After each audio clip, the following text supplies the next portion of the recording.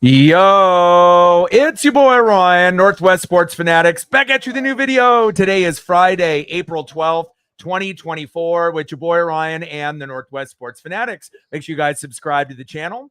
Smash that like button either now or on your way out. Donate to your boy if you can. Cash App, $ ORION NWSF, or the YouTube Super Chat right here. We got some baseball this Friday evening, the Chicago Cubs versus the Seattle Mariners. Let's get into the thumbnail, cue the music, and then we will get into the starting lineups. Let's go, baby.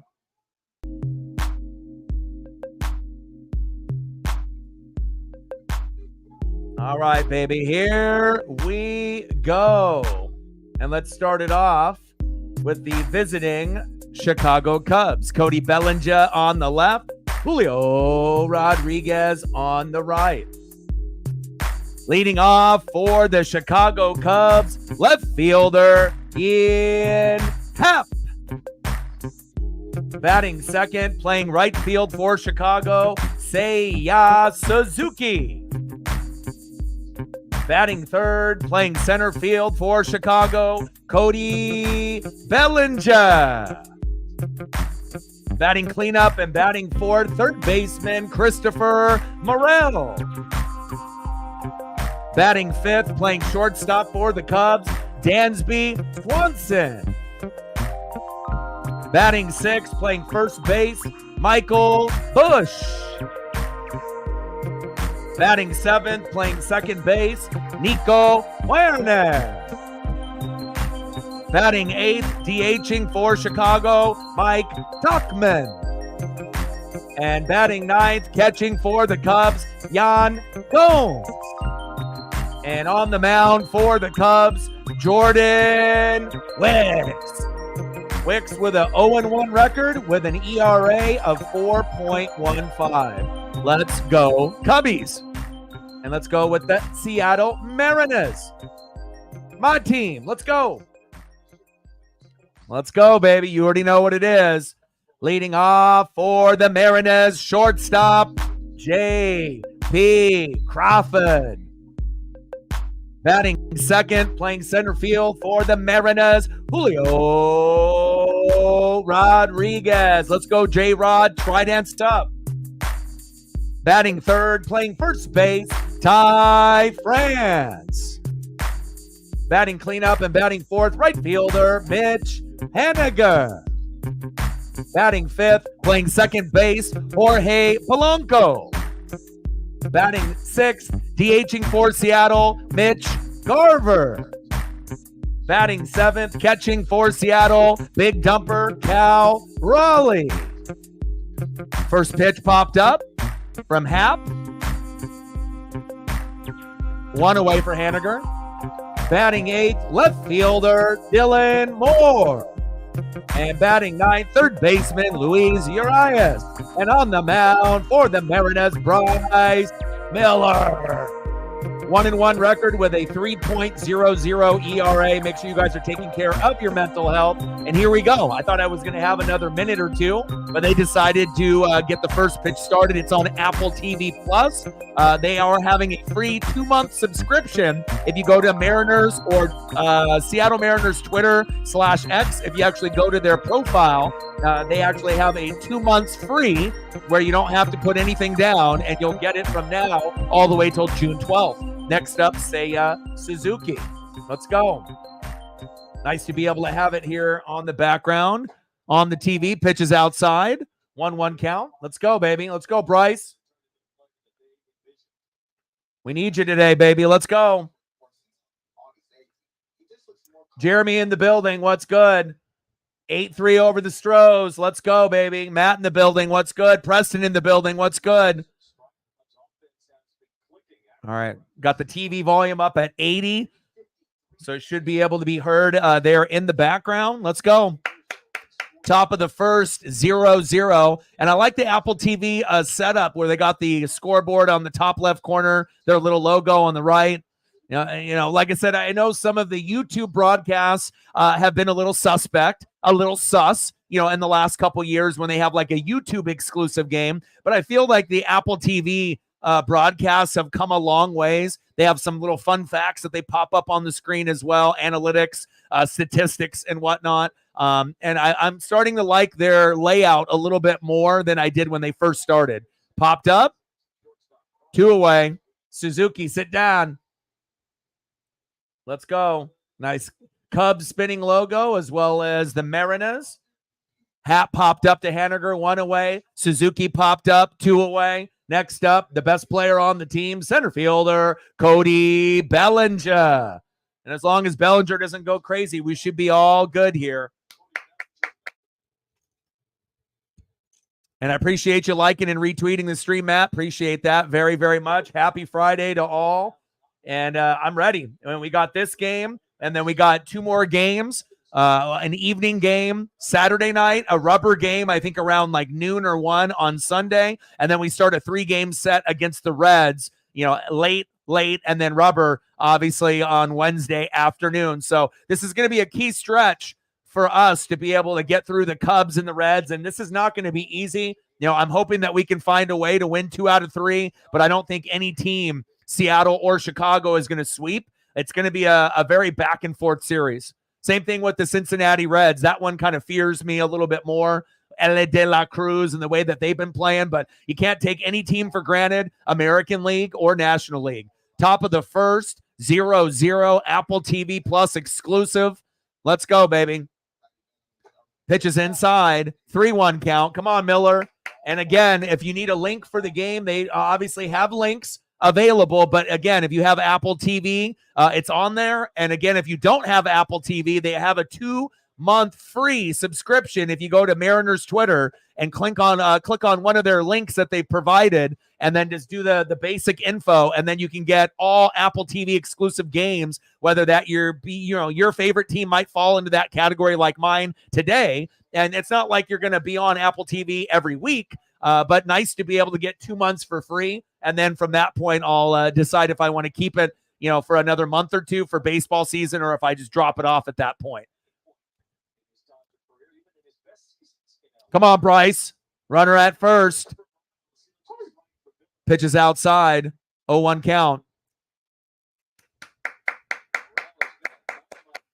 Hey, I'm just trying to help people out. 2 months free. If you actually just go to Apple TV and click on their links, you only get 7 days for free. Would you rather have 7 days for free, or would you rather go through the Mariners and get 2 months for free? I know for me, I'd rather go 2 months for free.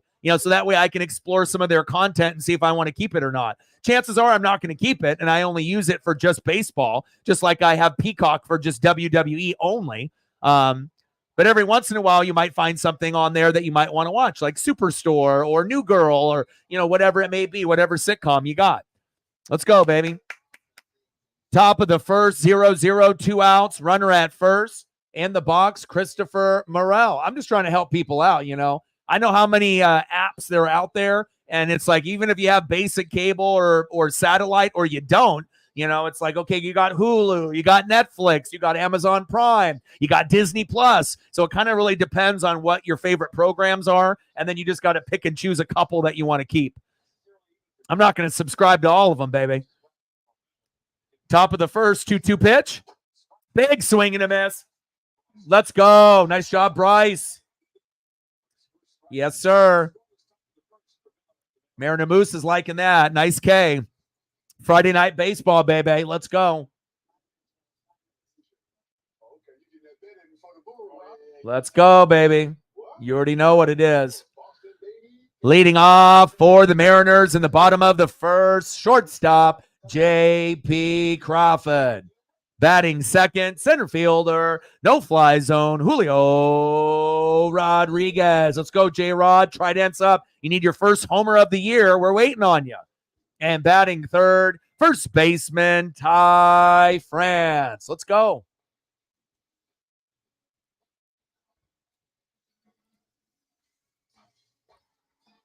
(8-3) Rangers over the Stros. Nice. I always try to get people the best recommendations as I can based off TV shows or deals. Things are really expensive nowadays with inflation. So anytime I can help someone get, an extra, 7 weeks of Apple TV Plus for free instead of doing a 1 week trial and you can get 2 months for free. That's a big difference. It's a big, big difference, baby. All right. And then on the mound for the Cubbies, Jordan Wicks. 0-1 record with a 4.15 ERA. And hopefully when the night is done, he'll be 0-2 and that ERA will be at 5 or higher. Let's go, baby.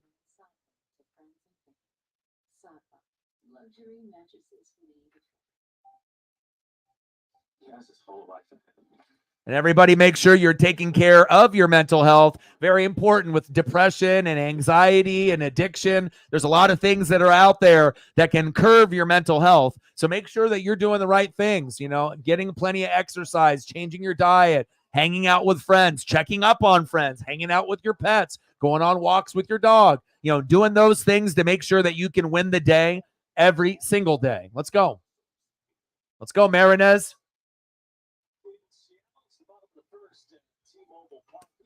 Let's go, baby.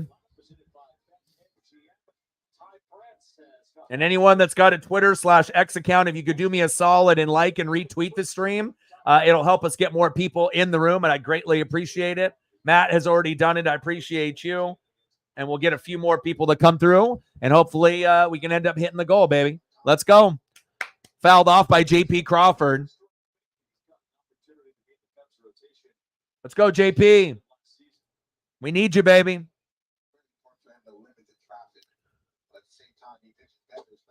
Pitch right in the zone for a strike. Ahead of the count, 0-2.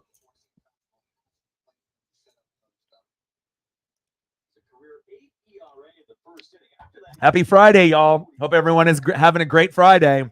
We're transitioning into the weekend. Definitely excited. Bottom of the first, 0-2 count, 0-0 Cubs and the Mariners on Apple TV. Let's go. 0-2 pitch from Wicks. Pitch is low and in the dirt. 1-2 count.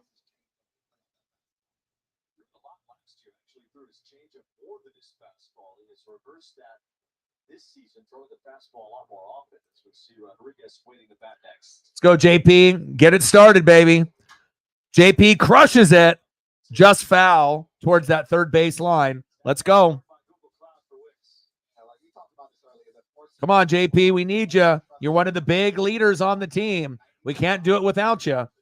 And when you do good and you start being electric, guess what? Julio starts being electric. Let's go. Jeremy with a 5er. Appreciate you.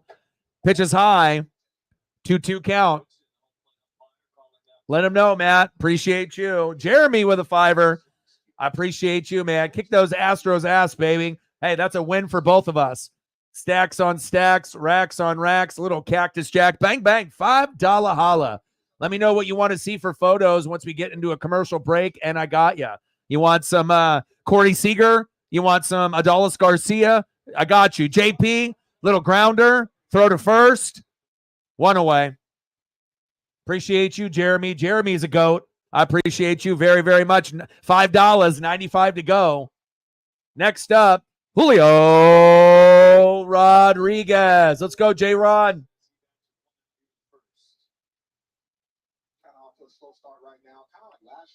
Come on, baby. Trident's up. We can't have the hashtag if we're not hitting homers. Pitch is high. Good eye. 1-0 count. Come on, Julio. We need you.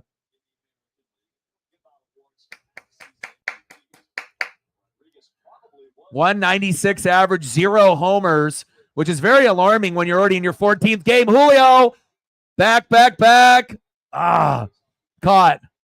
2 away. At least he connected on that one. Most of Julio's hits have been strikeouts or like ground outs or very shallow pop-ups. So to see a pop-up that didn't hit, the warning track, but it got close, that at least is a good sign that he's seeing the baseball maybe a little bit better today than he did in the first 13 games.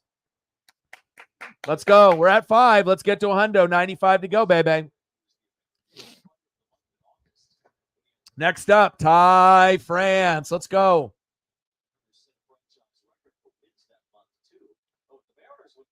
Let's go, Ty. Eovaldi, great one. Good choice. I like it.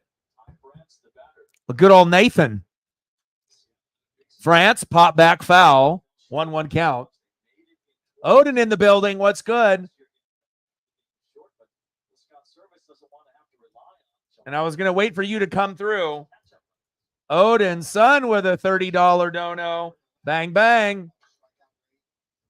I appreciate you. We're at 35.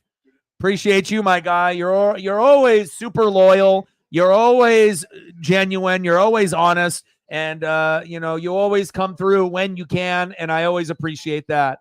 Stacks on stacks, racks on racks, a little cactus jack. Bang, bang. $30 dono from our boy Odin's son. Let me know what you want to do for photos. Doesn't have to be baseball related. It could be wrestling or anything that you want. And I got you. Appreciate you very, very much.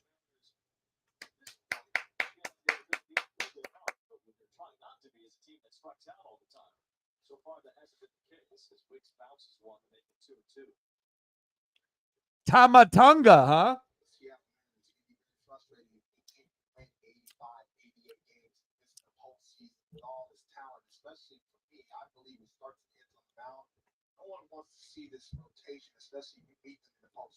Two-two pitch, big swing and a miss, struck him out.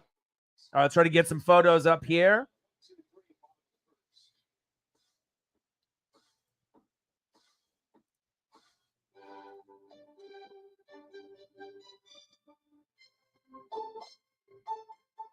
First, I got to be able to get the Rangers spinning logo for my boy. And then Odin, you let me know what you're looking at. I got you. See how long. Here it is.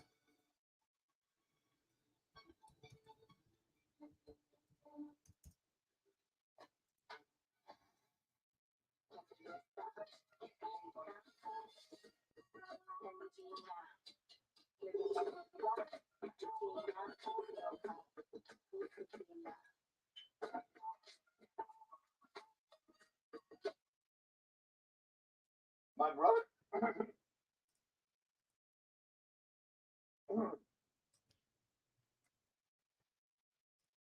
The end of is here.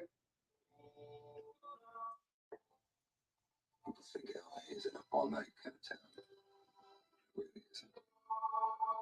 After midnight, except the club kids along the strip or the crawlers down in Hollywood. Everyone's in bed. You can come and go as you like. There is something in his eyes that I should recognize. Finding people that are lost. That's part of the job I like. I'm really good at what I do. I don't like hurting people. But they've been for too long. As if the world on its side and everything loose lands in Los Angeles. Even though I realize We all have our secrets. it's probably Even me. Especially. And for whatever reason, a lot of Eovaldi's stuff isn't formatting, but at least I'm able to get a few of them up here.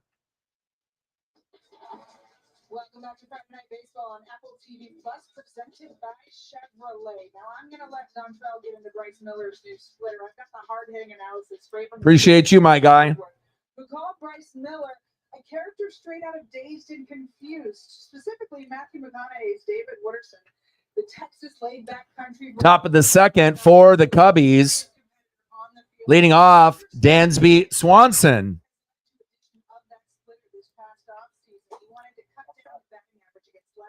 That splitter's helping him do it, Dontrell.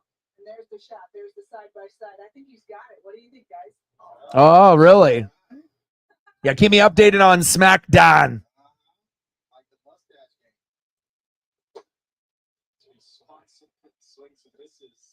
Yeah. So is that going to be with like Bo Dallas? Like Bo Dallas is going to finish the story, for the Wyndhams and whatnot, they're kind of in honor of Bray. I assume that's what it was, what the glitches were.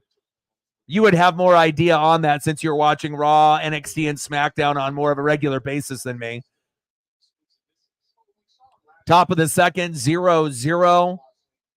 Bryce Miller on the mound. Dansby Swanson in the box. 268 average, 2 homers, 7 ribbies for Swanson in 2024.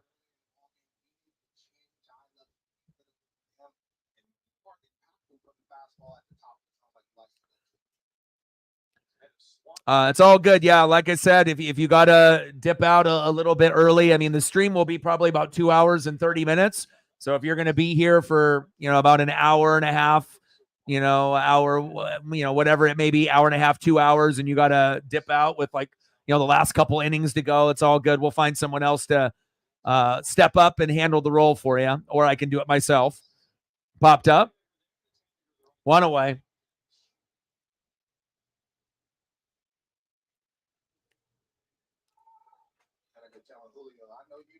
Next up for the Cubbies, first baseman Michael Bush. Julio's world here in Seattle. Batter now is Michael Bush, who has played first base just about every game for the Cubs. I'm not sure if that's breaking news.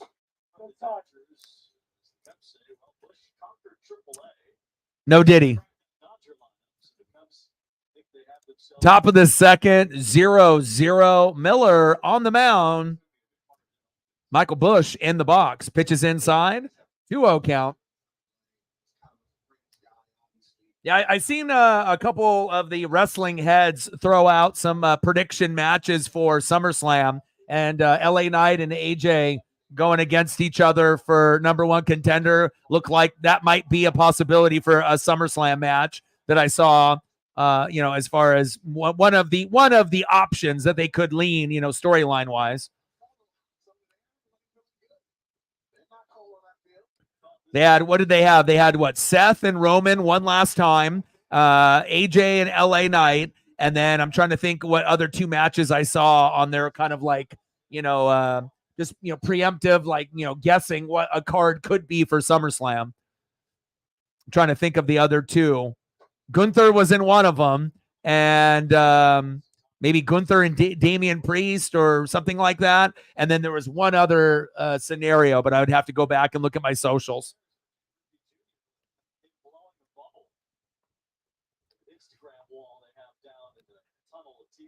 Oh, 1 pitch, fouled off. Ahead of the count, 0-2. Let's go, Bryce. I appreciate that, Jeremy. Top of the second, we're knotted up at 0-2 pitch from Miller. Oh, just over J.P. Crawford's head. Nice hit there. Nico Werner for a nice little bloop single. All right, Nico. Next up for the Cubbies, DHing Mike Tauchman. It's a cool photo with the last name showing. Usually you don't get this camera angle that often in a photo, and that's why I selected this one. Pretty cool.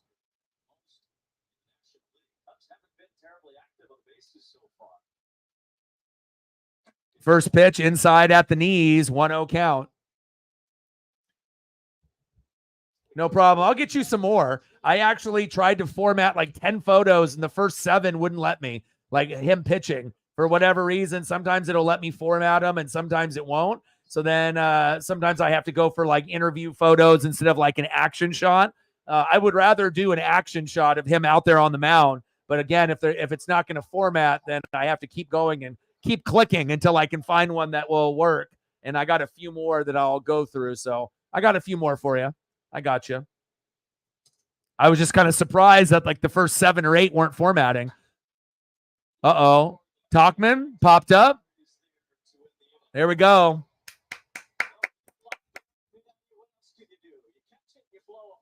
All right, let's see what else we can do here. Get some photos for Odin's son. Get some Bray Wyatt in the business here as well. So we got these ones here. I want something a little bit more action shot-wise, but you get that one's nice and sharp. Little HD 4K. Some of the other ones are, not really up to my standard, but, I'm going to keep looking here, and hopefully we'll be able to get at least an action shot or two. I don't know why it's being so difficult.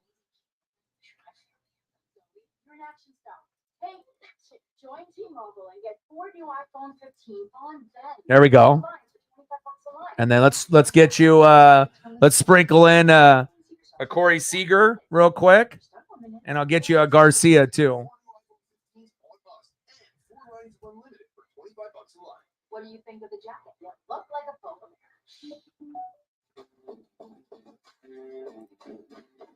Stipe, what's your problem? Just realized that we're wasting a lot of money by not shopping at GovX.com. Isn't GovX that The site? site with all my favorite brands at discount prices. Yeah, GovX.com. You knew and didn't tell me? 20 seconds a week to lose 20% of your weight in a year with diet and exercise. That's the power of GLP-1s through Row. Connect with the provider today at row.co/20.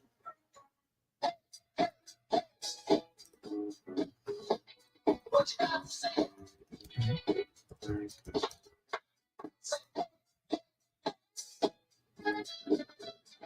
What's new about us? What do you got in town? The Chevy Silverado. Let me squeeze in one more. Got to be fast. There we go, baby. Got to get all your studs on there, right? There we go. All right, let's see if we get something here for Odin's son.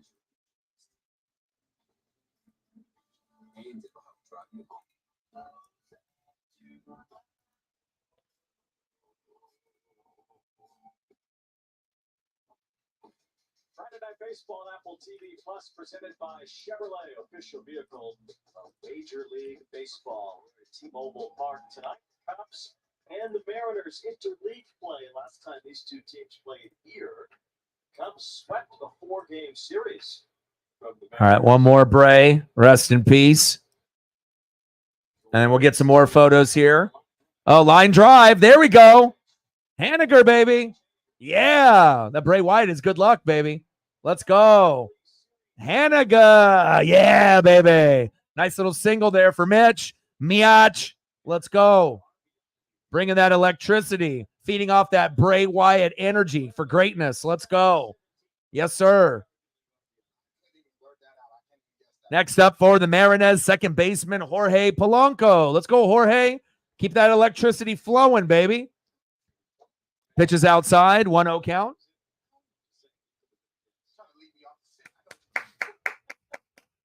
12-3 Rangers. Awesome, man. Juice in the building. What's good? Pop foul.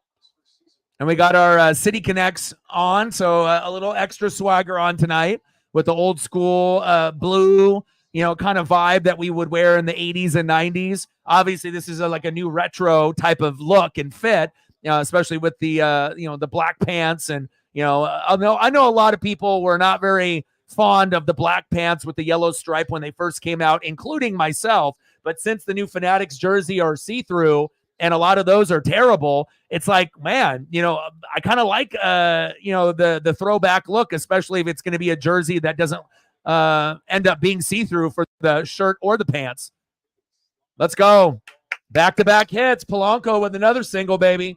Let's go. Stand up. I appreciate you. I'll be representing the Cubs and the Mariners. I am, a big Mariner fan since '85, but we got photos of all of the Cubbies as well. So it'll definitely not be like a 95% Mariner stream and we're just shitting on the Cubs the whole time or whoever we play. I try to make it 50-50, throughout every single matchup. When we do good, we'll praise it. When we do bad, we'll call them out. And then if the other team ends up kicking our ass, you got to give them the love. You don't want to be a hater. So good to have you. And I hope that you enjoy the matchup. Hopefully it ends up being a good series. And you got Jordan Wicks here on the mound. And I got plenty of photos of your starting 9 as well. Appreciate you. Got runners at first and second now. 1-0 pitch. Pitches outside. Wicks starting to lose a little bit of control. 2-0 count. Let's go, baby. And we got nice, beautiful spinning logos for the Cubs as well as the Mariners. Let's go, Garv. We need you. 2-0 pitch. Takes the strike right down the middle. 2-1 count. Shout out to all the people watching on Twitter/X as well as YouTube. I appreciate you. And I got a kind of a connection with the Cubs too. I'm not a Cubs fan myself, but my grandma who passed away was a diehard Cubs fan. And a lot of kids in my neighborhood here in Oregon when I was growing up were big Cubs fans. And it kind of rubbed off on me, going to the store and looking at starting lineups. And instead of getting Mariner ones, even though I did, I ended up picking up like Mark Grace, Andre Dawson, Sandberg, and I still have them to this day, just based off the influence of my friends and the Cubs being on WGN all those years. It's like if you had basic cable, or you knew someone that did, a lot of fans, if you weren't a Mariner fan in Oregon and Washington, then obviously a lot of people would be Cubs across the United States being on WGN or TBS and being a Braves fan. So lots of Braves and lots of Cubs fans still across the globe. 3-2 pitch is low, and he walked him, baby. Let's go. $35, 65 to go, baby. I like it. We're off to a good start here. Haniger with a single, Polanco with a single, Garv with a walk, and next up, big dumper, catcher, Cal Raleigh. Let's go, Cal. Time for a 3-run homer, baby. Let's go.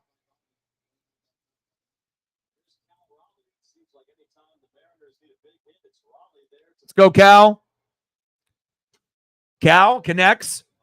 Foul. I like Cal batting left-handed rather than right-handed, but he did go yard batting right-handed in the last matchup against the Toronto Blue Jays. And if he didn't go yard, we were going to lose that game. So I like to see Cal with that power from the left side and the right side. One of the best catchers in Major League Baseball. I would say top 10 pitcher catcher combo, with some of the guys that we have on our roster. But the one thing about Cal that, he could be better at is defensively throwing guys out, from the knees to second base. He's not very good. We got Harry Ford waiting in the wings. Obviously single A, double A, triple A. He'll be coming up sooner than later. Big swing and a miss.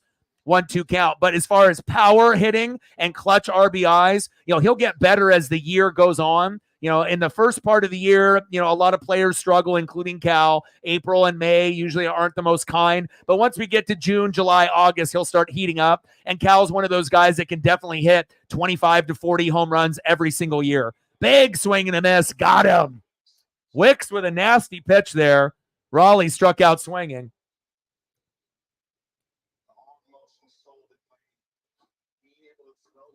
Next up for the Mariners, left fielder, Dylan Moore. Let's go, Dylan. Yeah, I don't know. I don't know if we're going to make it, man. I mean, I know it's really early and we know we do struggle a lot. But again, when we were supposed to have a top 5 pitching staff, Castillo's 0-3 and he looks terrible. Right. You got George Kirby. He looks terrible. And these are like my guys. So it's like, it hurts me to say it, but it's true. Right. And then Logan Gilbert's the best pitcher on the team. He's been money, right? Bryce Miller has been kind of hit or miss. He's been kind of struggling. And then Brian Wu was supposed to be in our 5-hole, got hurt before the season started. Emerson Hancock has been terrible. So we've only really had one good pitcher so far in Logan Gilbert, Walter, right? And then, as far as hitting is concerned, we only have a couple guys that are hitting above average or respectable. Ty France and Josh Rojas, who's not even in the lineup tonight. Popped up. 2 away, but we got bases loaded here. So I hope that we will find a way, to make it. But if we don't, I wouldn't be surprised, but I hope that we can get things together and we can get hot. And usually the Mariners struggle in April and May, and sometimes we struggle in June. Sometimes it takes into that second or third week for us to heat up. But once we hit July and August, we're hot, but then we usually fade late August, early September, and that'll determine either, hey, we're going to get close to 90 wins for a wild card and try to catch up to the, Texas Rangers, right? Or, we're going to be underwhelming and we might end up being in a 2-way battle with like the Astros or the Blue Jays and a couple other teams where we might just barely miss the wild card and hit 85 to 88 wins, which is possible as well, or maybe even less if we keep sucking. So we'll see. But I hope that we can turn it around. I mean, for, a fan like myself, being a fan since 1985, I've seen, the ups and the downs. And, we went 20 years without making the playoffs. And then, we got Cal, we got George Kirby, we got Julio. It was, a great upbringing to bring those 3 guys up. Those were the cornerstone pieces. Then Cal hits the homer, boom shakalaka. We ended up, getting past the Blue Jays, lost to the Astros, and, last year, we just weren't really good in a lot of categories. We weren't really good in hitting. We weren't good in extra inning games. We weren't good in 1-run games like we were in the year before. And we didn't make the playoffs. We were close, but we didn't make it. And hopefully we can improve, because the faster of a start the Mariners can have, we're not going to have to count the wins towards the end of the season and be like, shit, if we could have just played better in April and May, maybe we would have made the playoffs. So we need to make sure that every game counts. Yeah, and I agree. Too bad WGN doesn't do the Cubs anymore. I know the Cubs fans would love that. Megan in the building. How are you? Yeah, and you would assume the Astros will at some point figure it out and not suck as bad as they have been, and hopefully the Mariners will get better. But right now, you got to think the Rangers are the top dog. The Orioles, when it's all said and done, they should be dangerous in the playoffs. They'll be in a World Series in the next probably 5 to 10 years, and it wouldn't surprise me if they make an ALCS as soon as this year, next year, or the following year, but it could be this year. They're young and up and coming, and that's what the Mariners want to be. And then you got teams like the Yankees that are definitely taking advantage of the signing of Juan Soto, and the pitching has been better. Oh, hit him. There we go. Hit him right on the knee, baby. 1-0 Mariners. Yes. We haven't had anything like this happen to us all year, and we'll take that. Let's go. Let's go. Mariner Moose is out for that. Now they have to have a mound visit here and see if Wicks is going to get pulled. Bases loaded with 2 outs and hit him right in the below the knee and the shin. Yan Gomes couldn't believe it. Let's go, baby. Let's go.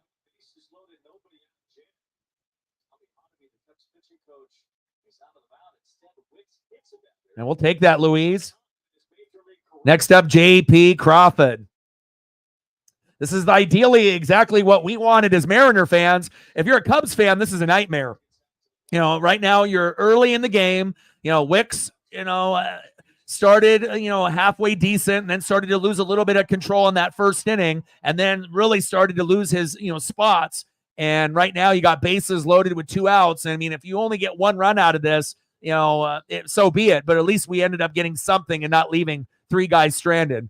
Let's see if JP can capitalize and get a grand salami, best case scenario. Or if he can end up getting an RBI for a run or 2, that would be great. Or if he ends up getting walked or hit by a pitch, and then we can bring another run in.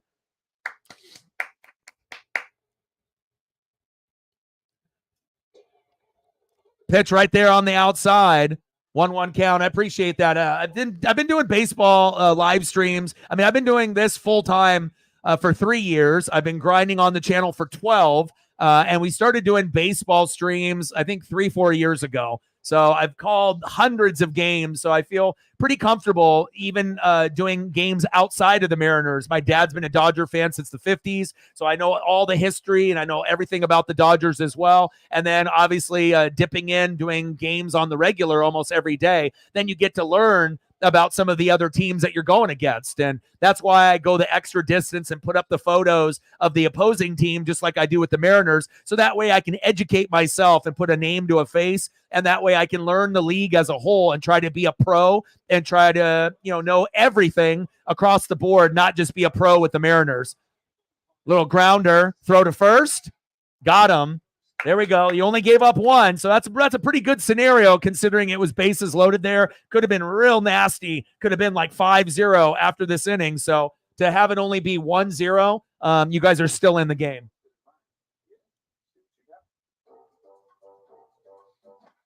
I appreciate that very, very much. Very, very, very much. And again, it's hard to try to be an expert in everything that you do. NFL, college football, NHL, MLB, NBA, WWE, AEW. It takes a lot of effort, a lot of reading, a lot of film study. But again, this is my dream. And, when you have to be able to read and watch film, and it's something that you're going to do anyways, and then I can use that as part of my knowledge and, to be able to vibe with other fans across the globe, I wouldn't trade it for anything. But I appreciate the kind words, my guy.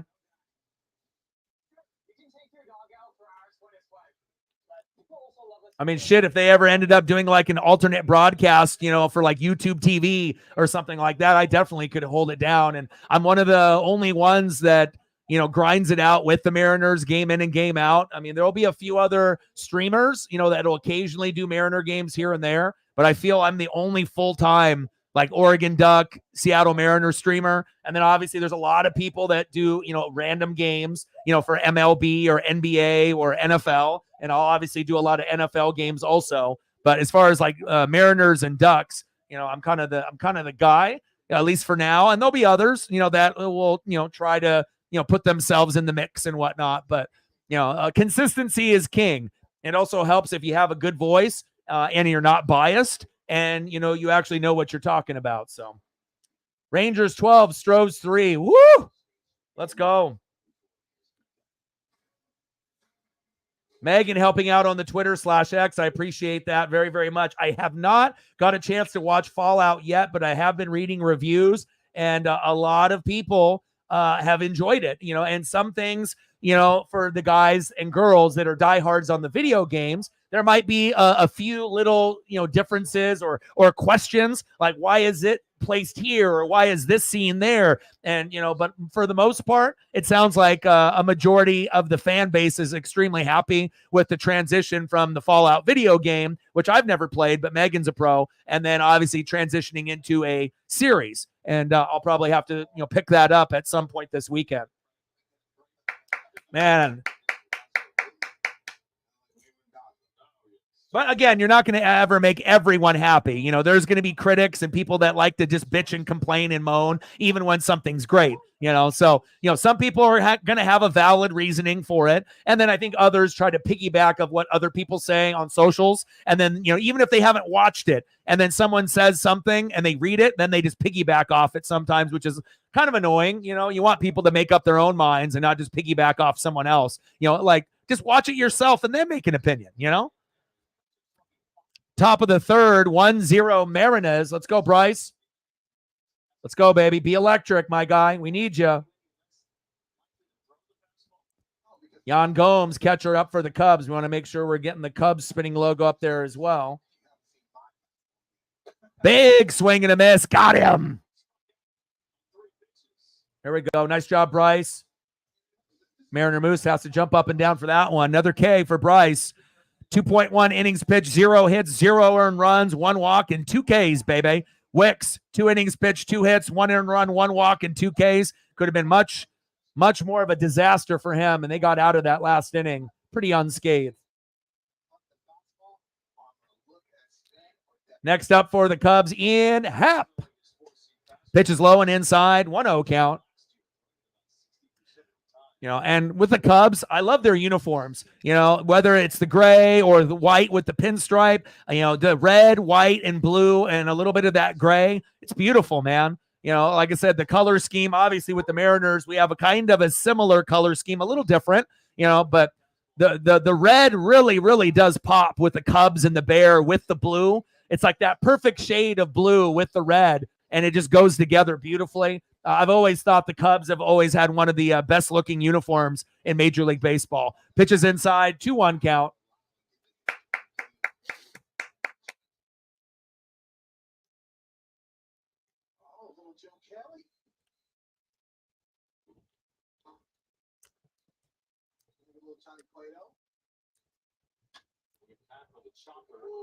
Oh, to third. Get him.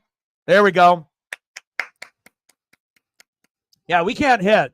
Morningwood Academy definitely has a point. We can't hit. We can't hit for power. We can't defend. Our bullpen hasn't been good, and we've only had one good pitcher, all year with Logan Gilbert. You got to look. J.P. Crawford, 135. Julio, 192. Ty France, 308. That's good. Haniger, 279. That's good. Polanco, 184. Trash. Garver, 167. Trash. Raleigh, 189. Trash. Dylan Moore, 200. Trash. Luis Urias, 158. Trash. So if you're really being honest about it, it's a rivalry, and we're always going to love when we end up playing each other. The Mariners and the Astros, Mariners and the Angels, Mariners and the A's, Mariners and the Rangers. But if we end up playing the Rangers and the Rangers are full tilt and they're just rolling, yeah, we're probably going to get swept. But hopefully, we can pick up the pace a little bit. So when we do play y'all, that we don't get embarrassed, and then we can at least win a game out of like a 3-game set instead of getting swept. So, but we got a long ways to go. I would agree with that. Like I said, I've been a Mariner fan since '85, and you're not going to hear me screaming off the window tops and off the, the top of the mountain that we're going to go to the World Series and win it all. We got a long ways to go to even be respectable this season. Seiya Suzuki with a nice bloop single. Like to see the Asian American, the Japanese players, and the Asians getting a little bit of love. The Asian sensation, Seiya Suzuki. See you. Next up for the Cubbies, center fielder Cody Bellinger.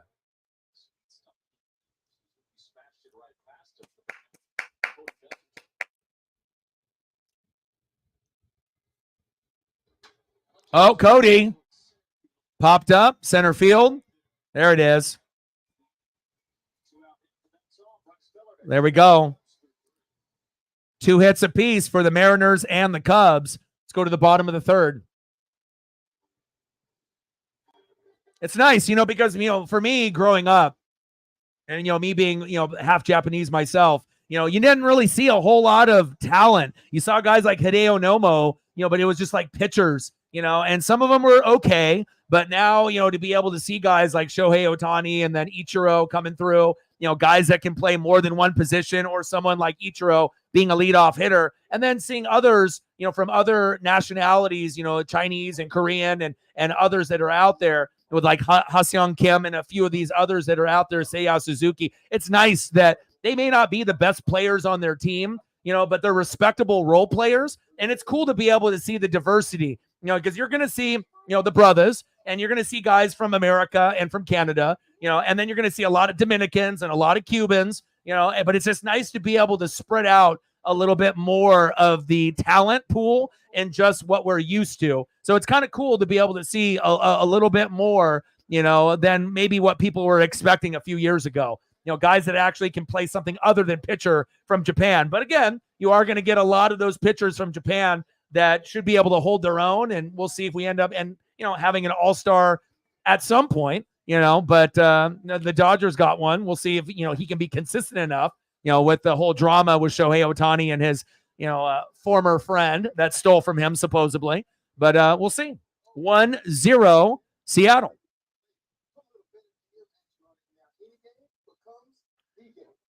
We better hope so. Julio's not seeing the ball very well, and again, as far as popularity is concerned, he's a top 5 guy as far as popularity. We want him to be a top 10 player overall, but he's just not seeing the baseball very well. And hopefully he can get into the zone. But a big part of it, too, is J.P. Crawford is struggling. When J.P. gets going, right, Julio gets going. So if you got, the first part of the lineup, we had J.P., Julio, and Polanco, and 135, 192, 184. And then finally, after like 11 or 12 games, after a lot of the fans and a lot of the media were bitching and complaining, finally Scott Service fixed the lineup and tried to move those guys around, because you just can't have those guys sitting there under 200 forever. In my opinion, I would put Josh Rojas on the leadoff role. If he's a guy that's going to be hitting 300 to 400, but between him and Ty France, he was supposed to be the worst player going in, filling in for Eugenio Suarez, and he was going to be playing third base. So it's not like we thought Rojas sucked, but it was just something new, and we didn't really have any expectations for him, and he exceeded those. So if it was me, I would slide J.P. Crawford and Julio down in the lineup and punish them, and I would put, Rojas as the leadoff hitter, and then if you want to go J.P. in the 2-hole, Julio in the 3-hole, France in the 4-hole, Haniger in the 5-hole, or even move him down lower, move Julio down into like the 5-hole until he gets better, or the 4-hole. You got to be able to move the lineup around, and it doesn't make any sense to start off a game and your first 3 hitters are batting all under 200. It doesn't take a rocket scientist to figure that out, that shit ain't working, and you got to be able to move those guys into a better spot or punish them and then reward the guys that are doing better. Ty France was in the 8-hole all year, and then Julio strikes out again. Ty France was in the 8-hole, right? All-star in 2022. He was booty cheeks last year, right? Got a little fat, got a little hurt, right? And then he's starting to pick it back up, and he climbed all the way now to the 3-hole. So again, you need to be rewarded when you're doing well, if you're going to be put in the, bottom end of the lineup, right? But if you're a star player and you're at the top of the lineup and you're sucking ass, you deserve to go down lower if you're not going to necessarily be benched. There we go. Little error at third. I'll take that. Nice job, Ty. Infield single to third. I don't know if they're going to call that an error.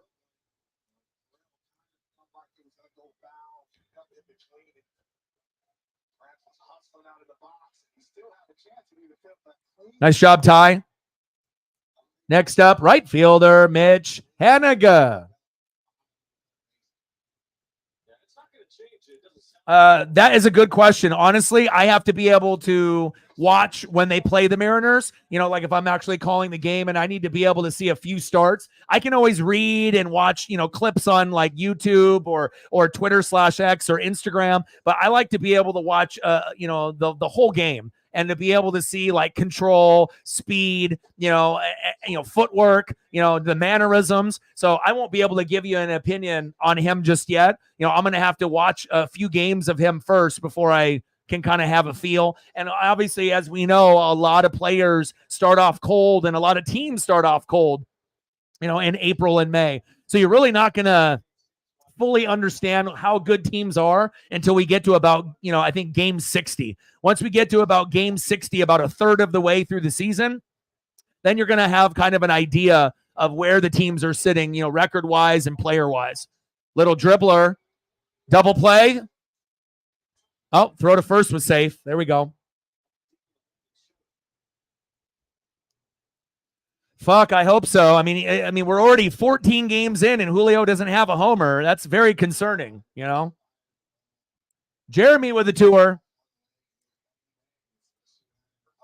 That is a good question. Stacks on stacks, racks on racks, a little cactus jack, bang, bang. And honestly, with me, doing so much baseball coverage and NHL coverage, I'll have to do some more research, and I'll start to get to that point, probably, this weekend and as we go into next week. So, with the NFL draft, I mean, there's going to be so many quarterbacks, there's going to be a lot of wide receivers, offensive line, lots of good quality pieces there. And you never know what kind of crazy trades that you might have on draft day. Kyler Murray might get moved. I mean, you don't know. So, we have 5 or 6 quarterbacks that could end up going, in the first round, second round. So we'll have to wait and pay attention to see what happens with trades and whatnot. But, we know the Saints got a long ways to go to be able to clean up that roster, right? And, even though the Bucs ended up winning the NFC South last year, I'm not sure if we're really, a contender. We're more of a pretender.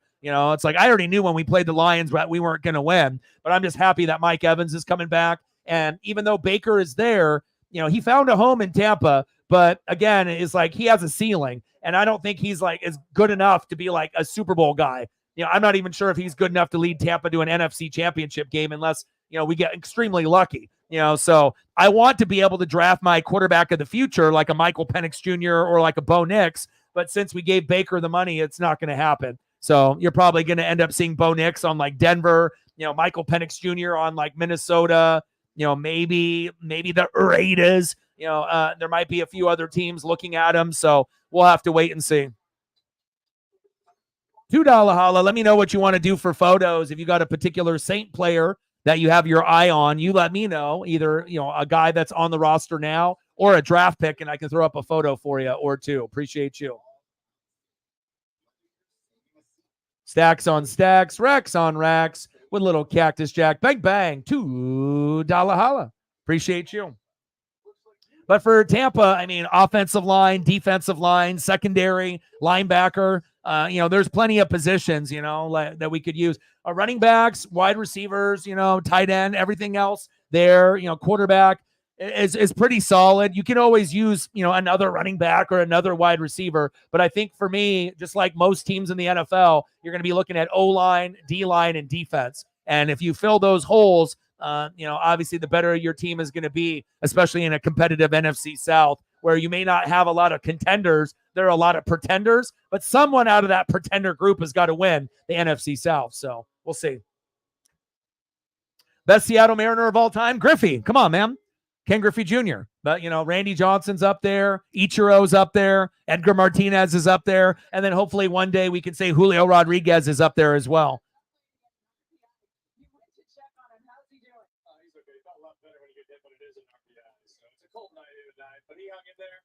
Let's go, baby. Let's go to the top of the fourth. Leading off, 0 for 1 with a K, Christopher Morel. And that's why I go out of my way to be able to do, photos of all the teams and try to update things, because again, I feel like a lot of streamers, they're not going to do that. They're lazy. They're just going to hit start stream, maybe make their thumbnail and just go into it. But for me, the aesthetics and the presentation, giving you that old school vibe with the old school baseball cards, obviously a nice vibrant background, a fire thumbnail, and then also going through all the players, even the bullpen guys, and the opposing team. I think it's very, very important because, not only will it help educate me, but for anyone that's watching the stream, if they are not very familiar, with maybe like the Cubs lineup, by me going through not only just reading off the names, but matching the name with a picture or a face, it helps you understand what's going on in the matchup. And it's always nice to be able to have a name matched up to a face while you're watching rather than, just watching me. So big facts. Let's go, baby. 1-0 Mariners. Top of the fourth, 0 outs. Pitch is low. 1-2 count for Bryce Miller. Let's go, Bryce. Taysom Hill, I got you. I put a lot of blood, sweat, and tears into the channel. I put a lot of preparation, in everything. And like I said, all I do is read and watch film every single day. I have to, because if you don't read and watch film every day, you're not going to be able to keep up with, every single fan base. Things move at a fast pace. So it's like, not only do I got to be up to speed with the Mariners and who they're playing, also with my dad's Dodgers and the rest of the league as a whole. It's hard to be a quote unquote trying to be an expert, on all the teams, but I try my best by putting in as much effort as I can. Crush towards third base, foul. Count still 1-2.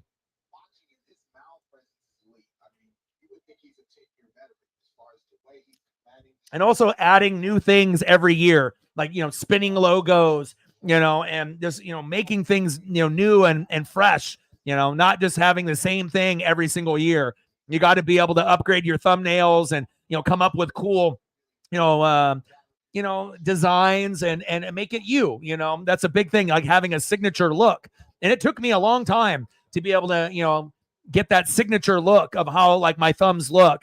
But again, you don't want to copy anybody else. You want to, be able to be original. And that way you can show off your artistic ability and, your creativity. I appreciate that. Stand up, Rivera.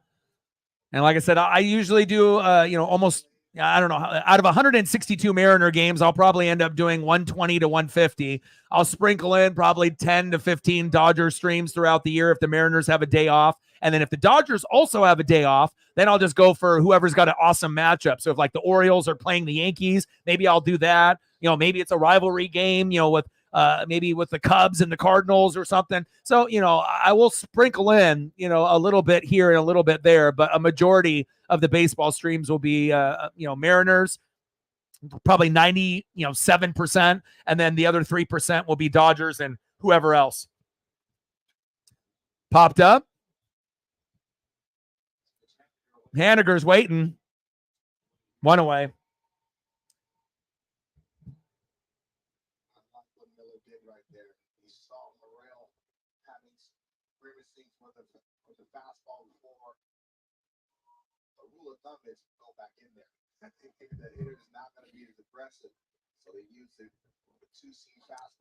Next up for the Cubbies, you already know, Dansby Swanson.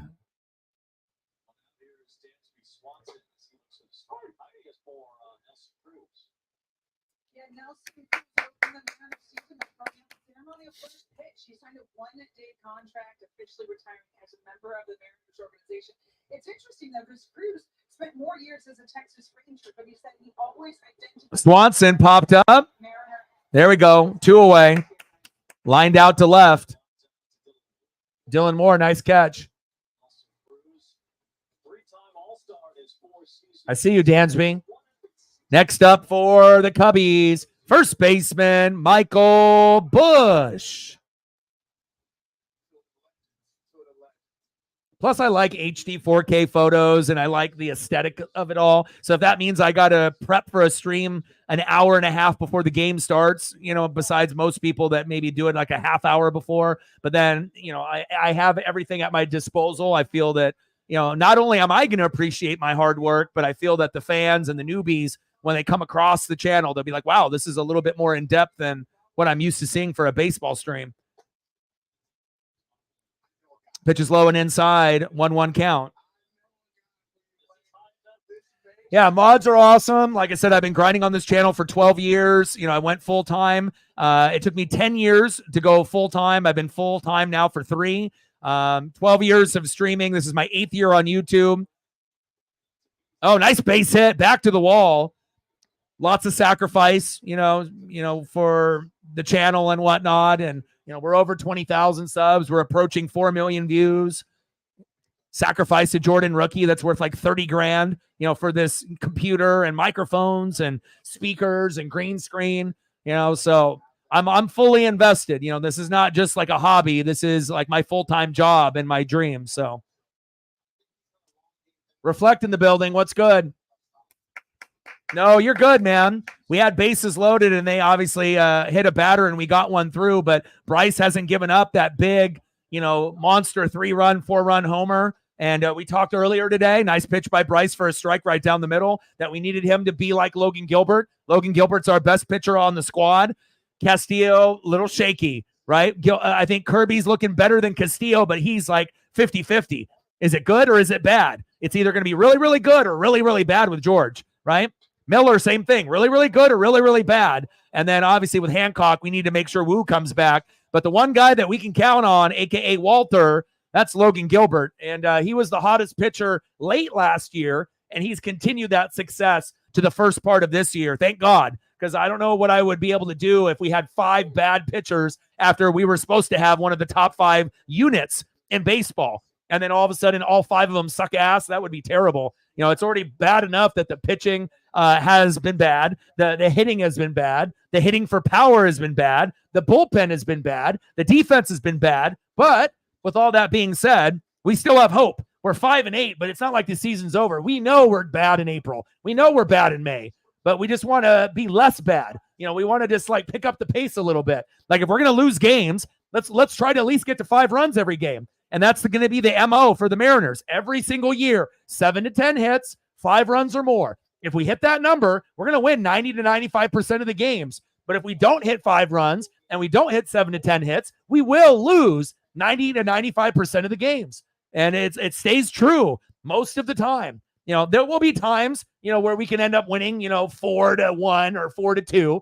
But if you look at how baseball is going, if you want to keep up with the top dogs, like the Dodgers and the rest, you're not going to be able to put up 1 run and think that you're going to keep up with a team like that. Those teams are going to average 5, 6, 7 a game, regardless of the lineup. That's how good they are. So, hey, I appreciate that.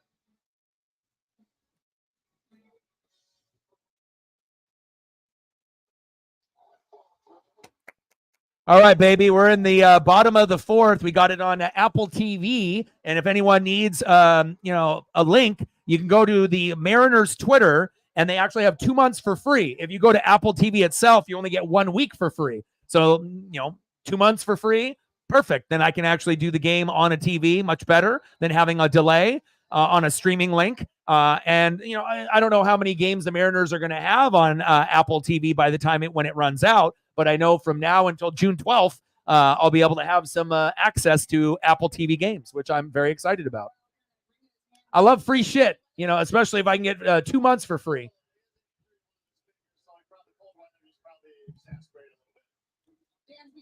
Told me that you called him in the offseason. You told him, hey, you're one of the old guys now. He needs you to be a veteran on this team. What does he bring to this team? It brings just consistency, solid leadership, and solid with every single day. And that really helps everybody else. That consistency is what's required. Let them know. Round them up. Let them know. Like, sub, donate, comment, share. Shout out to all the people watching on Twitter/X as well as on YouTube. I love you, and I appreciate you. Jordan Wicks on the mound. Let's take a quick peek at his stat line. 3 innings pitched, 3 hits, 1 earned run, 1 walk, 3 Ks, and it could have been a disaster when he had bases loaded. Hey, don't let those goggles fool you. Starting to see if he can get locked in here. It's still 1-0. I see you. Next up for the Mariners, Mitch Garver. Let's go, Miach.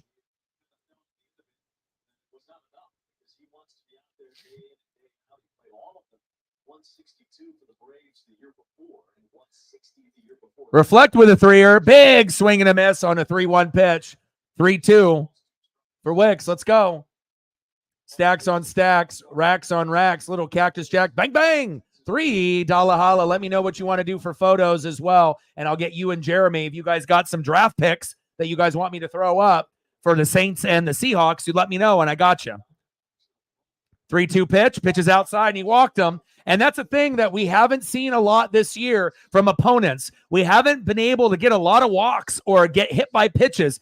Ty France, last couple years, it seemed like every other at bat, he was getting hit in the head or the shoulder or in the leg or the knee or the toe, right? And this year, we haven't really got hit by pitches a lot, and we haven't really had a lot of walks. And obviously, that is foreshadowing into, wait, we haven't had a lot of wins, and we need those things to happen. You start to realize how desperately you miss getting hit by a pitch as long as those guys don't get hurt. I don't want a guy to get hit in the head and he's out for the game. But if he gets hit in the shoulder and he's okay, and we can get a guy on first instead of striking out a billion times in a row or grounding out or popping up, I mean, you'll take anything to get on base and to get runners in scoring position. Big facts. $40, 60 to go.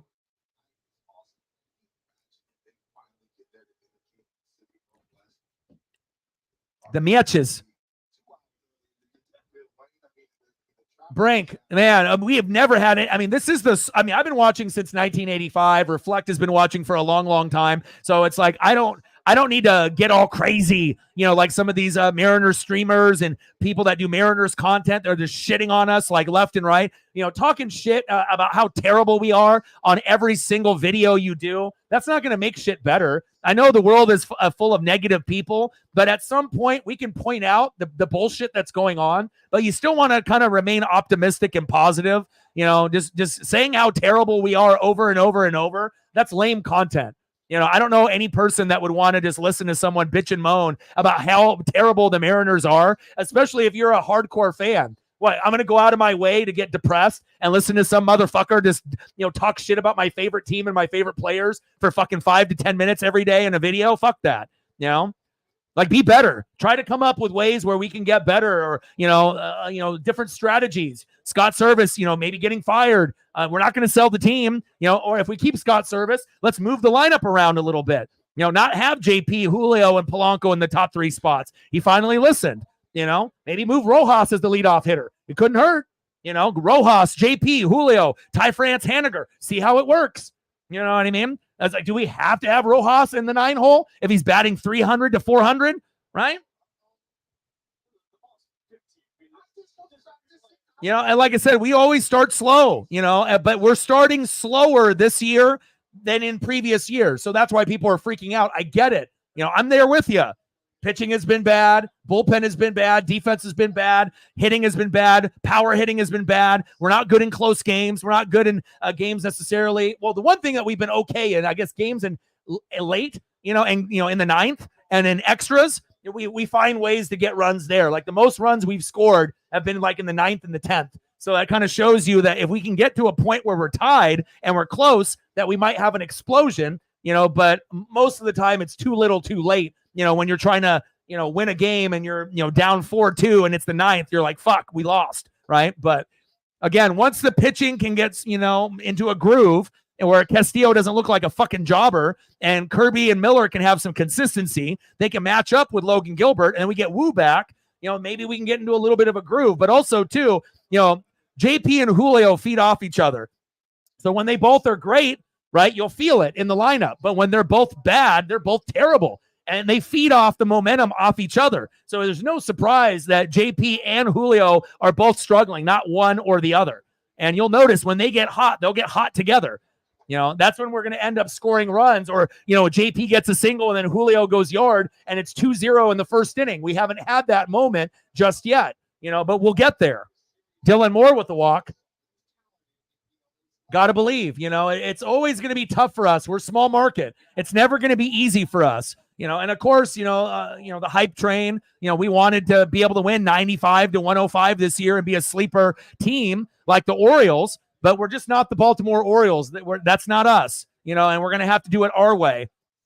It's nice to be able to see a young team, on the up and up, get there, but the Blue Jays and the Mariners a couple years ago were the Baltimore Orioles. You could kind of see like there was potential there, but then just as the Blue Jays and the Mariners started to have a little potential, they ended up going backwards a little bit. So, and then the Orioles now are kind of moving forward. Juan Soto with the Yankees, right? The Rangers look like they're going to go back to back. The one bright side is the Astros suck ass. So it's like we're bad, but the Astros are worse. So at least on that side of it, we can still be hovering second place behind the Rangers. And that's what we want, right? Ultimately, we want to be able to win the division. But if we can't, if we can at least get second place and be in a contention for a wild card at the end of the year, that's more realistic expectations until the pitching and the hitting and the bullpen get better in the next few years, hopefully. Or we spend some fucking money and not do this 54% bullshit, or we sell the team to someone that actually will spend money where we can win, which is not very likely. So.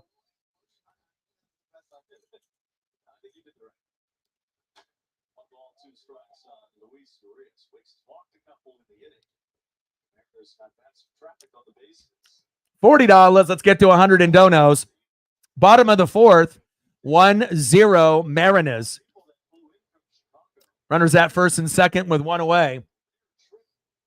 And I already saw that, after like the 6th game, 7th game, I'm like, what the hell are we doing? Ripped, just foul towards third base. But again, if you got a guy like Josh Rojas in the 9 hole, he's batting like 375, 400, 325. He's the best hitter on the team besides Ty France, and now Haniger is starting to catch up. Why not have those 3 guys lead off? Is it that crazy, to think that we can't go Rojas 1, France 2, Haniger 3, and punish JP, Julio, and Polanco for being shitty and have them lower in the lineup and see maybe if they can get motivated that way? Maybe have one of those hitters closer to Cal to get his, game going as well. It doesn't have to be a set in stone lineup. And again, if Scott Service is going to be like that, we're not going to be very good. Big swing and a miss. Sit down, Louise. I think that, sometimes people get too comfortable and, analytics and metrics, they matter, and, I get it. JP's been a leadoff hitter. Julio, normally is a leadoff hitter or a 2-hole or a 3-hole or a 4-hole, but it doesn't mean that they can't be moved. Why are we being so stubborn with those 3 guys at the top of the lineup? And when you start off a game, right, and all 3 guys strike out or all 3 guys pop up or ground out, that doesn't get the rest of the team motivated and juiced up. They get juiced up when JP hits a single, Julio goes yard, and then we're up 2-0. And then the rest of the guys, less pressure, right?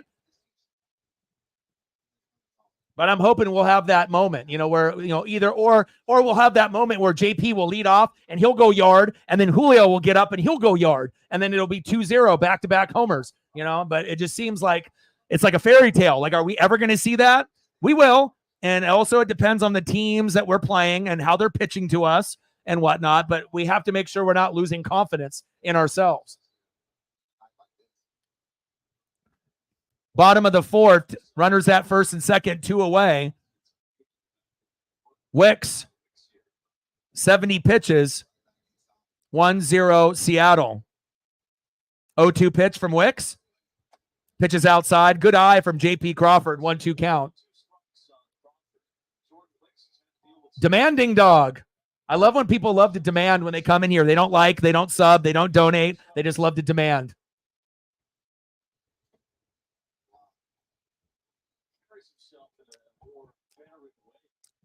Bottom of the fourth, runners at first and second, 2-2 count. See if Wicks can get out of this inning.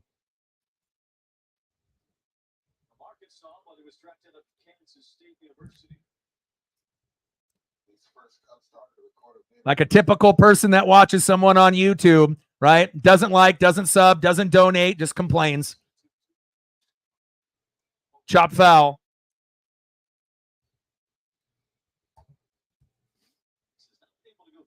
Yeah, definitely the pitching has been suspect. Hitting has been a little questionable this year as well. I mean, they almost have the same roster as last year, which makes you kind of wonder, but they've been putting themselves in deep holes early, and they haven't been able to crawl out of it, something that Houston normally does. They never lose hope within themselves. Pitches outside, 3-2 count. Hey, but that's good for us. If Houston ends up shitting the bed and we can take their spot, that'll be better for us. I mean, there's still going to be other teams that we're going to have to compete with. But I wouldn't count Houston out, just like I wouldn't count out Seattle. Like I said, it's early, and it will be a 3-team race with Texas. Pitches outside for a walk. Bases loaded. Let's go. All right, Julio, you want to hit your first homer of the year and have it be a grand salami? Bottom of the fourth, 2 outs, 1-0 Seattle, 0 for 2 with a K. Julio Rodriguez batting 189. Will they make a pitching change? Let's see. Tridents up. I mean, we can't use that hashtag if we're not actually getting homers. I mean, that's the whole purpose, right? Tridents up. Tridents up, but we barely hit any homers this year. Let's go.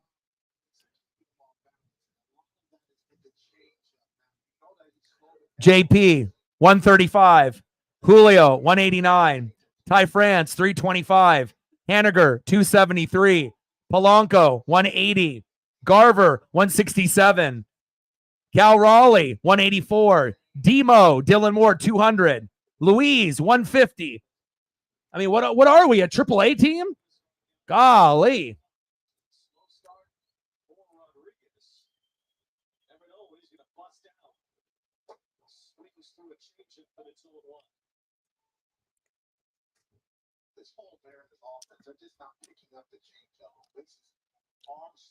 Bottom of the fourth, bases loaded.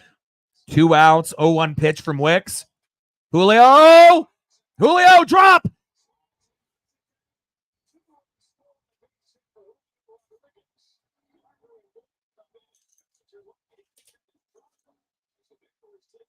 Let's go. There's the Julio I want.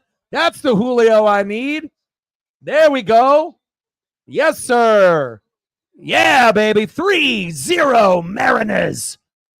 Probably should have pulled Wicks, but, it is what it is. Julio's been struggling all year. He hasn't really shown that he can be electric. But hell, at some point or another, if you're one of the top 10 players in Major League Baseball and you're top 5 in popularity, you got to start living up to your name. Let's go. I put you on the thumb, my guy. Let's go, baby. Way to be electric, Julio. 3-0 Mariners. Oh, baby. Another single, Ty France. 4-0 Mariners. JP, come home. Woo! Let's go. Yes, sir. Yes, sir. Yes, sir. 4-0 Mariners. I had a good feeling about tonight. Let's go.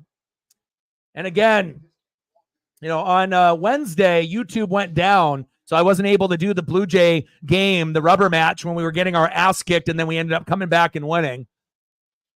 And it's just nice for them to be able to get going here. Let's go.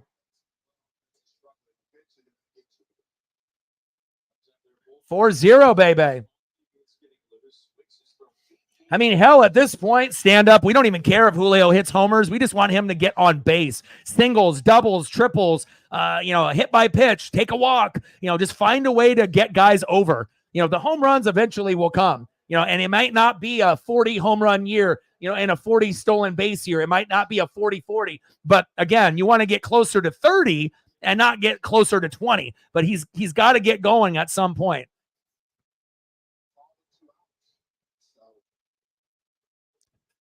Let's go. Bottom of the fourth, 4-0 Seattle. Runners at first and second, 2 away. 3-0 count to Mitch Haniger. Takes a strike right down the middle, 3-1 count. People also don't realize how hard it is to navigate, when you're calling a baseball game, and I'm bringing up all the photos, I'm button clicking like a motherfucker. Most people, when they end up doing a live stream, they say start stream and they just talk. They're not actually producing a show at the same time. I'm producing the show and calling the game and going through all the button clicks at the same time. I don't got someone doing it for me. Bottom of the fourth, 2 outs, runners at first and second, 4-0 Seattle.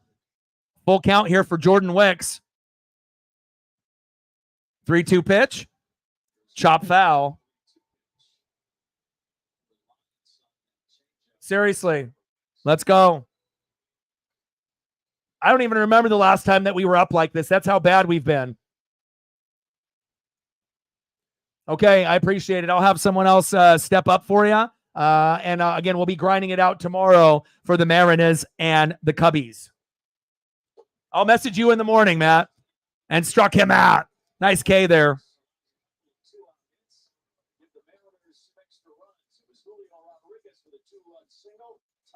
Brad's kept it rolling from there. And RBI making 4-0 Seattle. All right, let's take a look at Wicks's numbers.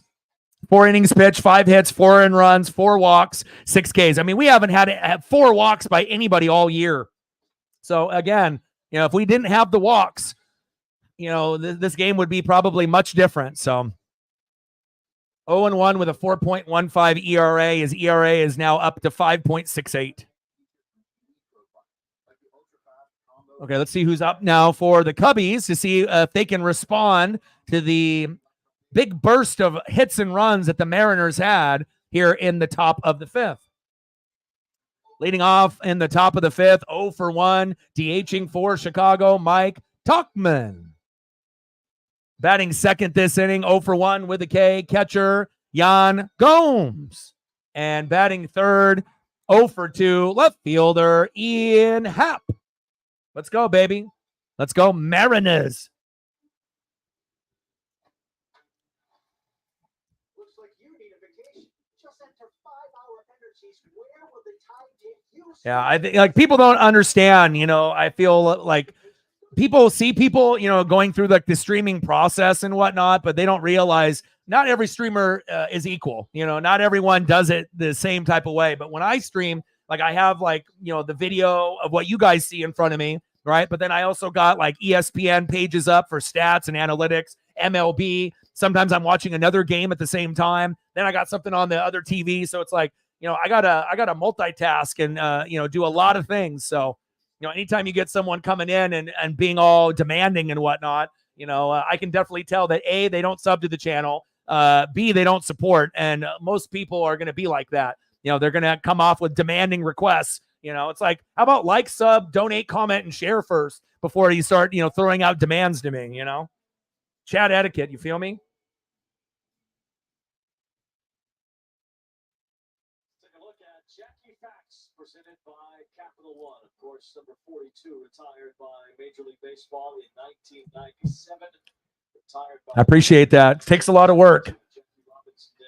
But also, if I, haven't done hundreds of games, when you first start off, it's a little challenging, to go through the pitches and, you have to know baseball, like I said, it's not something that you can kind of wing, like some things like with basketball and NHL, you might be able to wing it. But I feel like with like NFL, college football, and baseball, you can't wing it. You really have to know what you're doing. 1-1 count to Tauchman. Let's get him up here. I see you, Mike. I love this photo of him with the Tauchman and the 40 there. Usually you don't see photos from this camera angle that often for a lefty, and that's why I selected it. Chop towards third, foul. Nice souvenir for a fan. One thing I like about Bryce Miller, we talked about the split finger a lot, but it's a little cold, bat speed's a little slower. Made the adjustment through the four-seam fastball. That's always going to play because he has the ride and the spin rate. 1-2 pitch. Pitch is high, 2-2 count. Plus, there's plenty of other places, Travis, if you want to watch the game, but you're not going to get anybody to call the game like me. So if you can find another place that's going to be able to call the Mariners and Cubs better than me and have a better presentation, and they can go through it, go ahead and find somewhere else, man. That's just the way it goes. I'm going to call the game the way I call the game. So, but for future reference, throwing out demands on any channel on YouTube ain't going to get you anywhere. His fastball among the highest in major leagues last year. Mariners trying to keep their young pitchers healthy. Plus, there's a lot of people that, they just do it as a hobby or do it for fun. Like, this is my fucking job full time. So keep that in mind. Pitch outside for a strike. That's questionable. Yan Gomes in the box. 190 average, 1 homer, 1 ribby so far in 2024.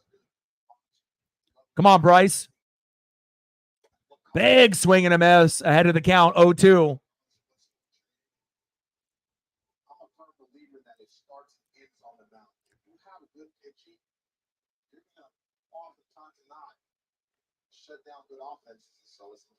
There we go. Got him.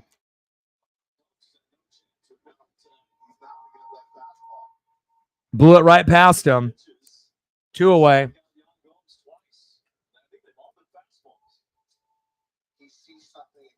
Nice job, Bryce. Let's go. 4.2 innings pitched, 3 hits, 0 earned runs, 1 walk, 3 Ks. Mariner Moose loves that.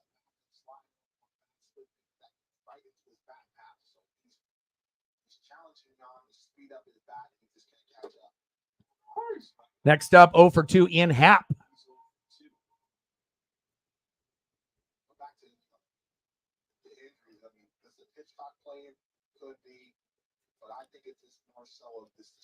Oh, 1 pitch. Pitches outside, out of the zone. 1-1 count.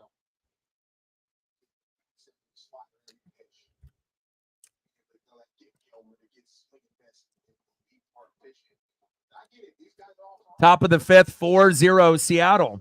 I'm almost in shock right now. Pitches inside, 2-1 count. I can't even tell you the last time that we had a 4-0 lead at any point this season.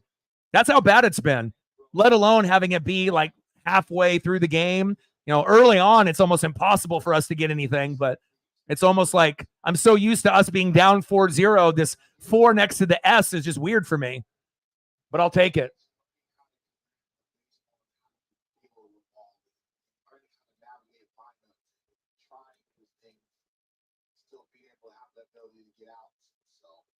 So 3-1 pitch.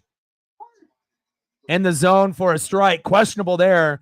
I'm not sure if this ump is seeing the plate. There's been a few. I like to be able to call it how I see it. You know, of course, if Bryce throws a ball and they call it a strike, that's going to benefit us, but I don't want them to do that on the other end where we're going to have shitty pitches called strikes on the other side. So I like to be able to have an ump that's just going to, you know, keep it 100. If you're going to call it that way, call it for both teams. But there's been a few pitches for Bryce that have been called strike that clearly weren't, but everyone's zone, you know, for the strike zone is going to be a little bit different. At least it's not Angel Hernandez. At least I hope not. Pitches inside, about the same location as the other one. There's a walk. All right, Megan, no problem.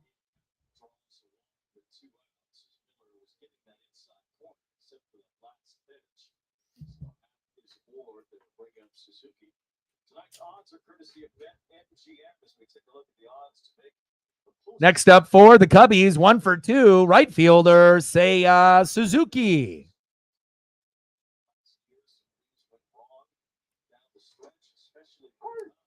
Pitch low in the corner for a strike, 0-1 count. Let's go, Bryce.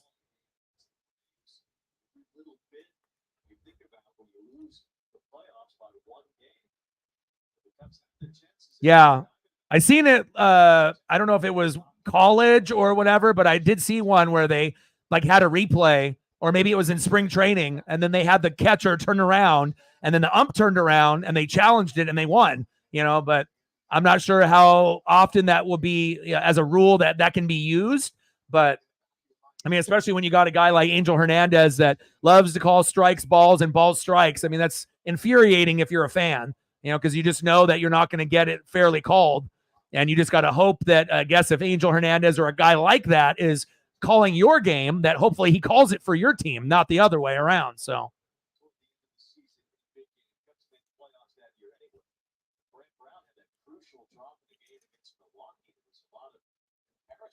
Shout out to all the people watching on Twitter/X as well as on YouTube. Love you and appreciate you. Top of the 5th. 2 outs, runner at first. 4-0 Mariners. Cubbies will have a little bit of a run, you would assume, at some point, you know, in the 6th or the 7th or the 8th. They'll find something. I don't think it's going to be a shutout. I'd be shocked if the Cubs don't put up at least 2 before the game is over. Chopped. Bouncer, flip it. There we go. So far, so good for the Seattle Mariners.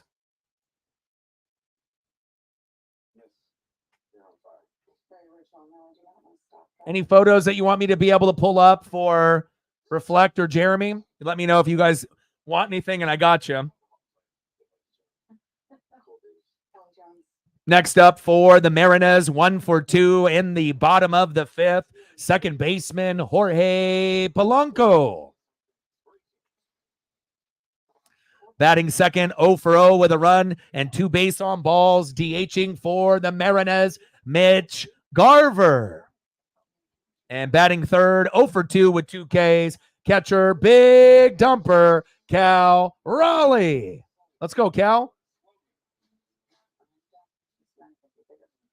And make sure you guys are taking care of your mental health. It's very, very important that you're making sure that you can win the day. Depression, anxiety, addiction, all of those things are tough things to be able to overcome. But again, you know, every day you got to make sure you're checking off those boxes. Mental health is very, very important. Believe you me.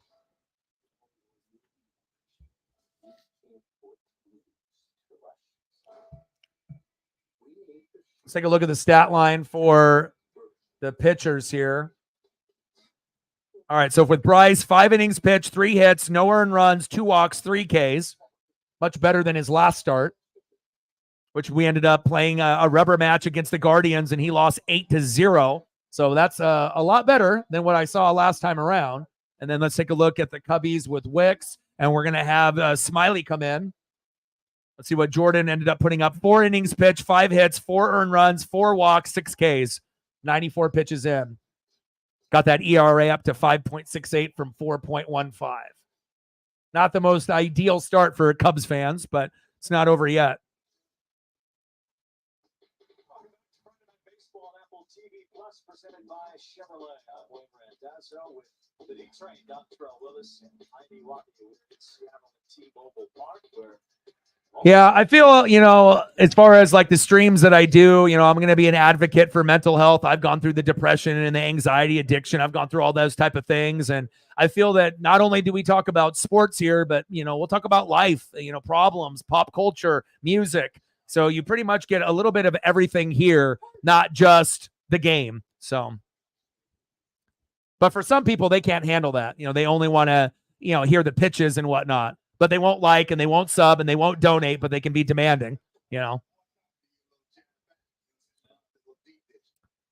Bottom of the 5th, 4-0 Seattle. Let's go, Polanco.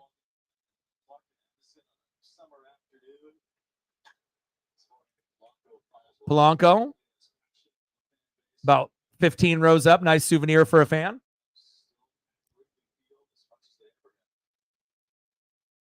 180 average. Come on, Jorge. We brought you in to be one of those Moneyball guys, analytics and statistics. You and Garv, you know, have been a little bit behind the 8 ball. Come on now.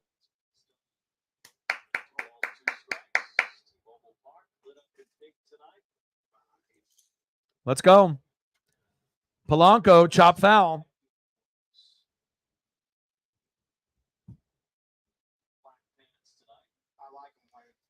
Yeah, and plus a lot of other streamers, they're only going to do, you know, their team, you know, so they'll be talking great, you know, about their team and being biased and then shitting on the other team, whoever it is, you know, and I'll never do that, no matter what stream it is, basketball, baseball, football, hockey, NASCAR, WWE, AEW, UFC, you know, we'll call it right down the middle, you know, and of course we're going to have certain teams and players that we might like and root for, but that doesn't mean that we're just going to bury and talk shit about greatness if it's on the other side.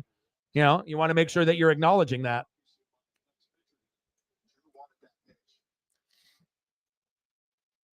I agree.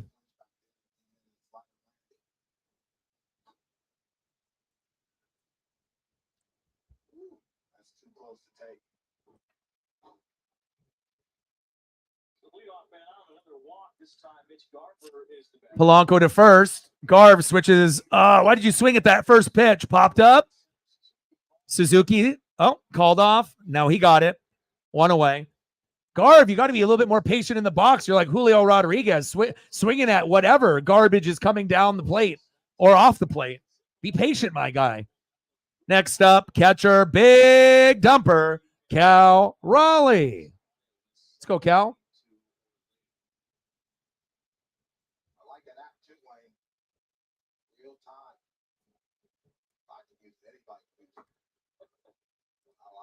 Takes a pitch inside, 1-0 count.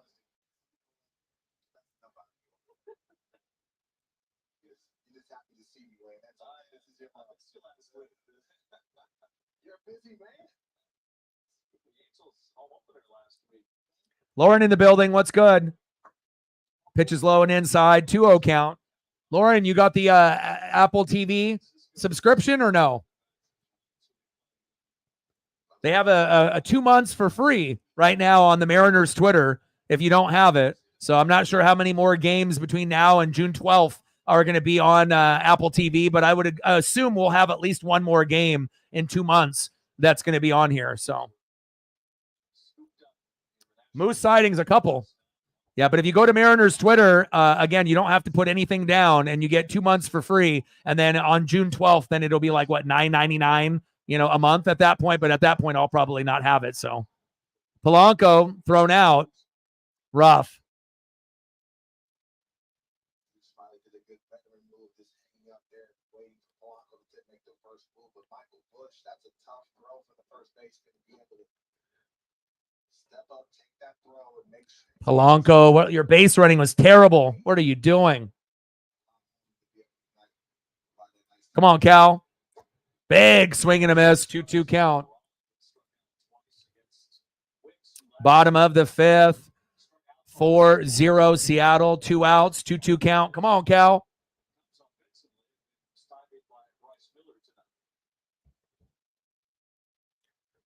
Yeah, well, I'm a Samsung guy as well. I mean, I got a iMac for obviously the computer that I'm on. But if I can get something for free for 2 months, hey, I'm about that life.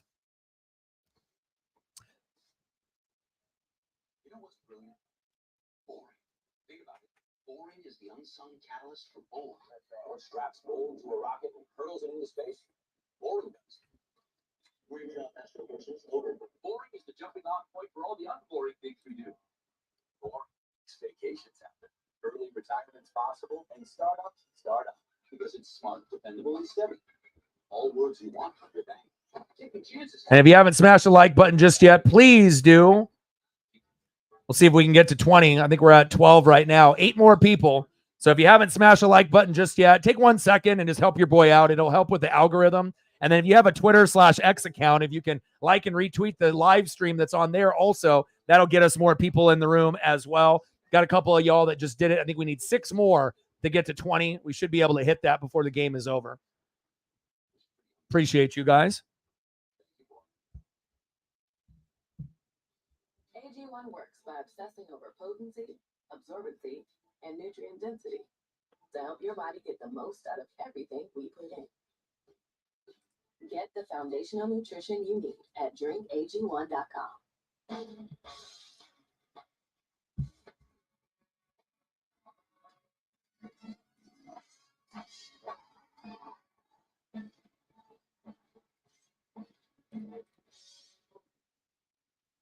Listen up.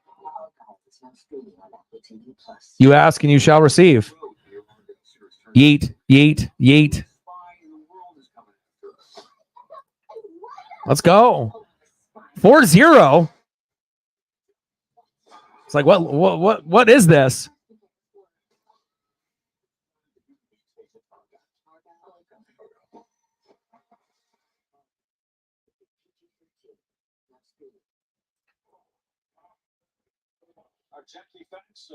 Reflect with a 3-er. Let's go, baby.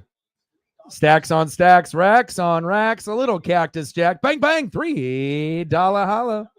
I got you. Let's go, baby. Before the game started, this was my reaction. And then now we're in the 6th inning. 4-0. Let's fucking go.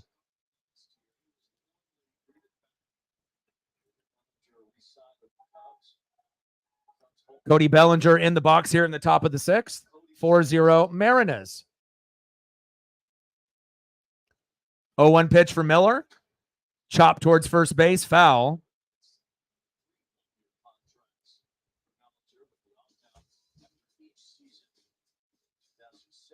Rookie of the Year, the 2019 MVP.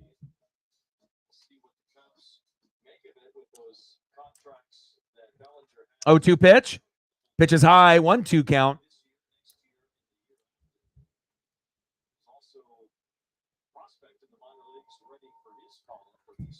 Come on, baby.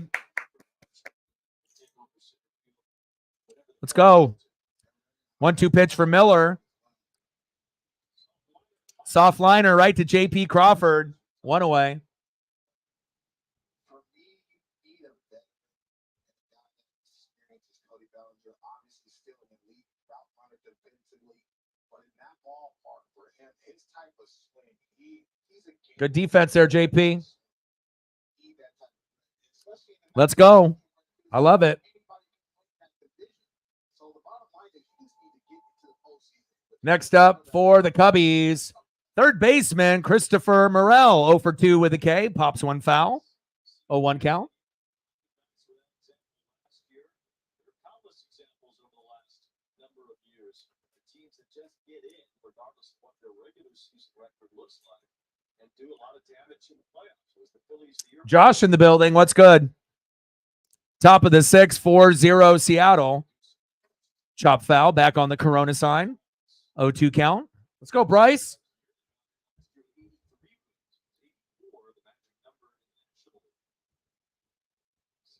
prospects, a bunch that are on the precipice of being big leaguers, including Crow Armstrong, Shaw, and Smiles.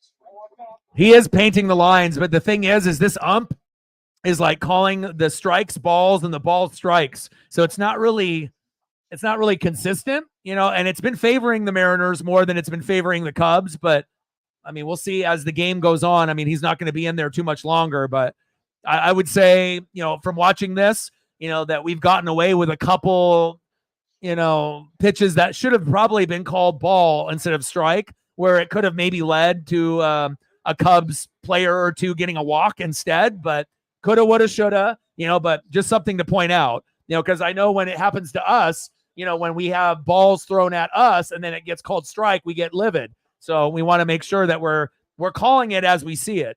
But again, every ump is a little bit different, and you have to look at their strike zone. Every strike zone is going to be different from each ump. So I believe the game tomorrow is on around the same time. I'm going to look, and I think the rubber match on Sunday is at like noon or 1. All right, so I'm looking right now. So tomorrow I'll be doing the game at 6:40, same time. So I'll be live at like 6:30. And we're going to have Hancock and Imanaga going against each other. So that'll be interesting. And then on Sunday, it'll be the rubber match. And then that one will be on at 1:10. And then it'll be Castillo versus Assad. And we got to pray that Luis doesn't go fucking 0 for 4. But I kept telling y'all, I did not think that Luis was our number one. I felt like even from last year that maybe he was our third best. Maybe go Kirby, Logan Gilbert, and then him, if you want to put him over Bryce, but maybe even Bryce is better. Maybe put Castillo at the 4, maybe go Kirby, now you have to go Gilbert 1, and then maybe Kirby 2, Miller 3, Castillo 4, and then Wu 5 at some point. But obviously they already have their rotations, in place, but by far Logan Gilbert is the most consistent.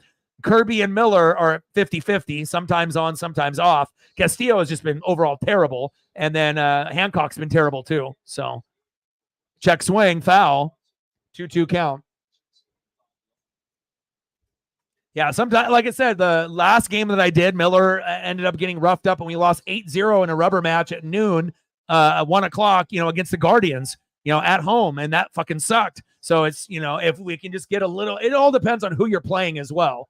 Not saying that the Cubs are a bad team, but depending on who you're playing and, what you're going against, that has something to do with it as well. Throw to first. Got him.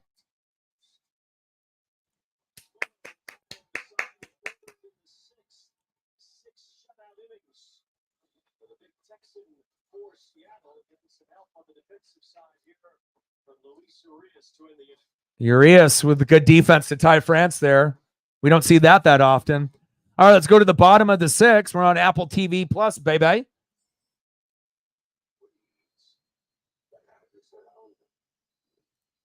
All right, next up for the Mariners. 0 for 1 with a run and a base on ball in the bottom of the 6. Left fielder, Dylan Moore. Let's go, Demo. Trident's up. Batting second, 0 for 1 with an RBI and a K. Third baseman, Luis Urias. And batting third, 0 for 2 with a run and a base on ball. Shortstop, J.P. Crawford. Let's go, baby. So fresh and so clean. Let's go. Get that confidence and that swagger back. We need that electricity at the top of the lineup. Otherwise, put Josh Rojas there. Let's go. Bro, you reek. Smell like you've been marinated in wet dog. And then we got the Reds after. So that'll be difficult. Monday, Tuesday, Wednesday. And then on Thursday, we travel. And then Friday, we play the Rockies on the road.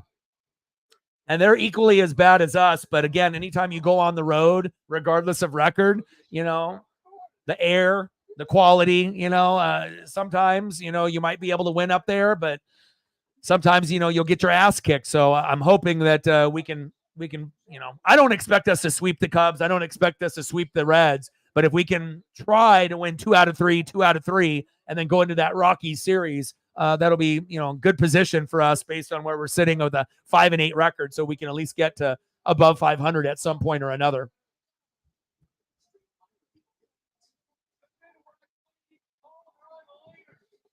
Yeah, let's look at the scores right now. All right, Mariners 4, Cubs 0. Cardinals and Diamondbacks knotted up at 6 in the 6th. Athletics 1, Nats 0.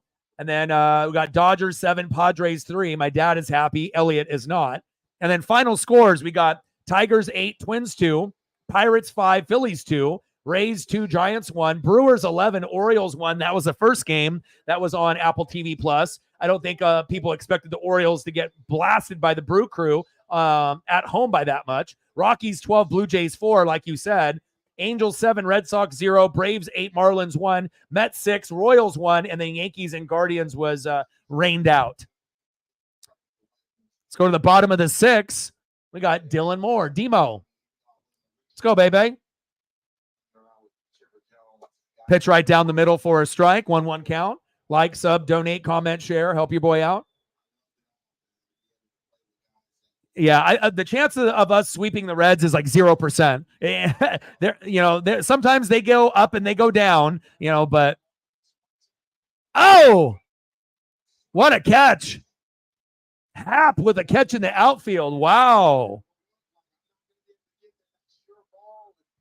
Okay. Ian? Backhand catch sliding on the ground. Kudos. Nice grab there. 1 away.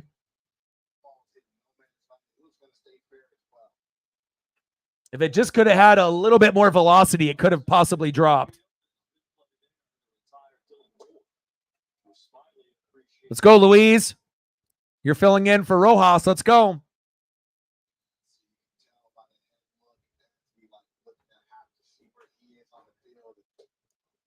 Big swing and a miss. I hope we sweep the Reds, but I mean, I don't know. I got respect for all the teams, even the bad ones, you know. Like, you know, even if we ended up having a 3-game set against the A's, there's no guarantee that we would win them all, you know, because again, the Mariners, just like your favorite team or any favorite team, we play up to the competition and we play down to the competition. And, you know, games where we should have just absolutely obliterated Oakland the last few years, sometimes, you know, we get a little lazy and we get a little complacent, maybe a little cocky, and then all of a sudden you look up at the scoreboard and you're down 2-1 and there's only a couple innings left and you're like, shit, we need to get it going. And then a lot of times it's a little too late. So 0 for 2 with a walk and a run, 135 average, 2 homers, 5 ribbies for J.P. Crawford. Let's go, J.P. J.P. with a dribbler up the middle, run it out. Oh, he dropped the ball at first. He's safe. Yes. There we go. Let's go. Nice job, JP. I was going to say, don't just half-ass that run to first. Go full speed. You never know if he might bobble the ball there. Tough play there by the Cubbies. And just a little out of extension out of that glove. Hey, I hope so. I'll take any sweep that we can get, but I honestly, the way that the Mariners have played so far this season, nothing would indicate that we have the skill set or the pitching or the bullpen or defense to do something like that. But if it does happen, I mean, I would be amazing. But I mean, I'll take 2 out of 3, 3 out of 4. And at worst case scenario, 1 out of 3. We probably have a chance of getting swept more ourselves than actually sweeping a team.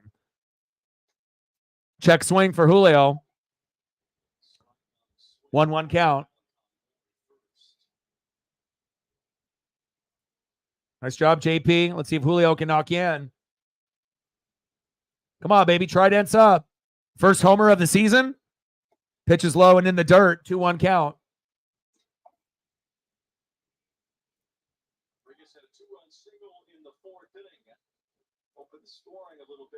Let's go, J-Rod. Opportunities to do more damage. Rodriguez with 2 outs, punched the base hit to knock in Garver and Moore. 2-1 pitch. Big swing and a miss. 2-2 count. 4-0 Marinez in the bottom of the 6th. 2 outs, runner at first. Come on, Julio.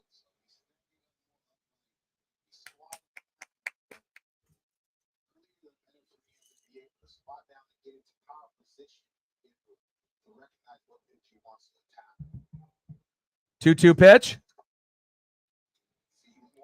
Chop foul.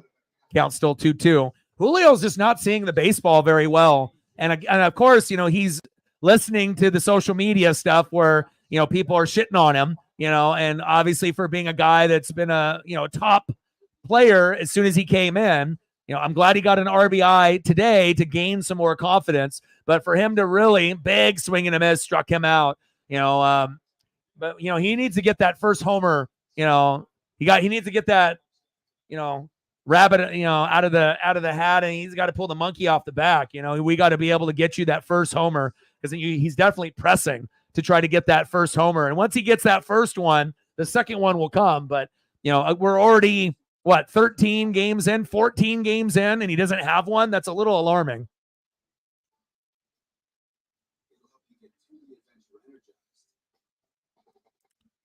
End of the 6th inning, 4-0 Seattle. Let's go to the top of the 7th. Next up for the Cubbies, 1 for 2, first baseman Michael Busch. Batting second, 1 for 2, second baseman Nico Werner. And batting third, 0 for 2, DH for Chicago, Mike Tauchman. Let's go, baby.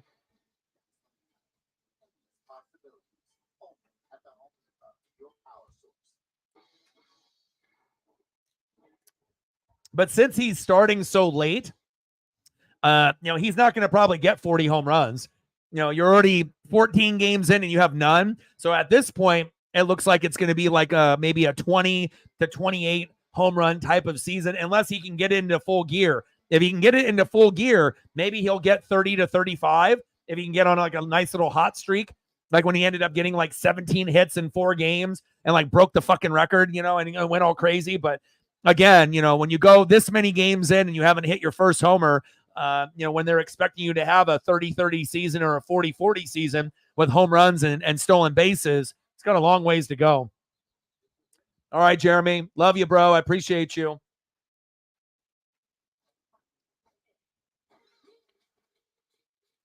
Let me get you a photo before you dip.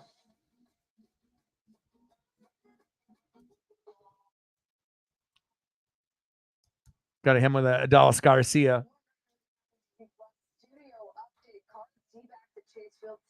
So let's get him a Garcia on his way out here. I appreciate you, my guy. And I'll be here tomorrow around the same time. Appreciate you, my guy. Rangers, that's the real deal right there.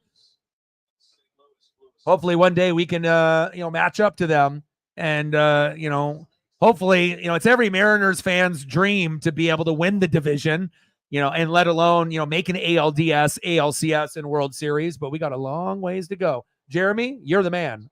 Love you, brother. Top of the 7th, 4-0 Mariners. Bryce Miller still on the mound. Pitch number 90. Michael Busch in the box, 1 for 2. 1-1 pitch for Miller. Let's go, Bryce. Big swing and a miss, 1-2 count. Yeah, I asked Service about his presence being missed here, and obviously the team trying to cut down on strikeouts. Gino was a guy who struck out a lot, but they said his leadership on the team, his leadership in the clubhouse. He said they haven't really gotten over that yet. He was just an even keel guy. He was calm in every situation. You didn't know if they were up 10 runs or. Come on, baby. But he was that. Let's go, Bryce. Bring that electricity. 2-2 pitch for Miller. Into the dirt, 3-2 count. Especially when times get tough. No problem. Appreciate you very much. Obviously, he has to factor out mentally and defensively, but some guys in this league just can't replace it. So Yeah, me and him talk Mariners, pretty often, almost every day with our teams in Oregon and Washington. And he had a prediction of 105. I had 95. I felt that we were going to be good, but I felt that maybe we would, start a little slow like we normally do. But this is a lot slower than I think me and Reflect ever anticipated. And if the hitting was bad, we at least assumed the pitching would be red hot and all our guys would be good, or at least 4 out of 5 would be good.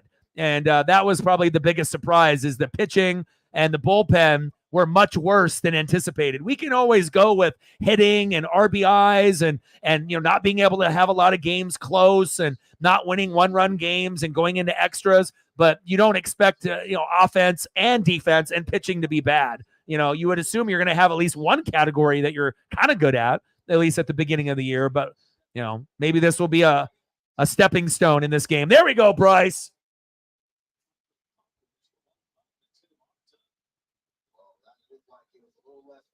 That's what I'm talking about, baby.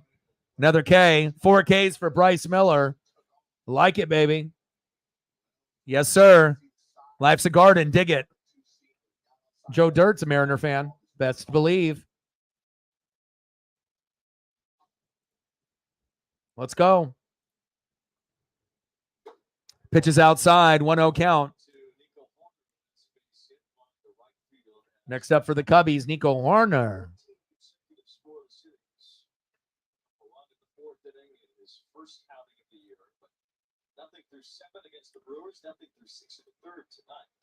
Pitches outside, 2-0 count.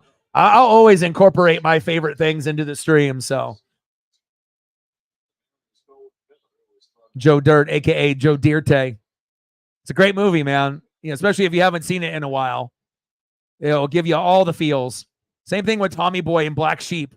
Tommy Boy was on TV a couple days ago, and it was like, maybe about halfway through the movie. But I usually, when I see it on TV, I'll click over and I'll watch it for a little bit, even though I've seen it like 100 times. It's good for the soul to laugh. Pitches high, and he walked him. Appreciate you, my guy. Looks like Bryce Miller is done. Nice job, Bryce.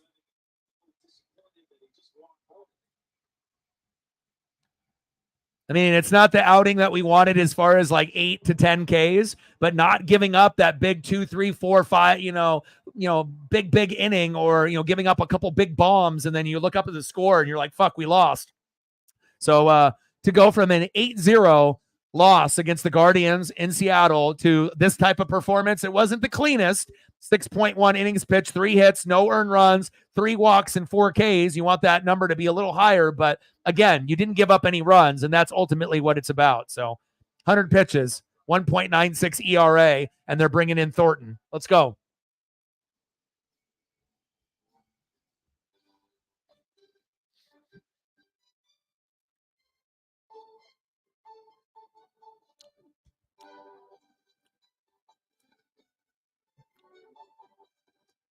Trent Thornton coming in. Goggles and all. It's becoming more of a common theme with the goggles.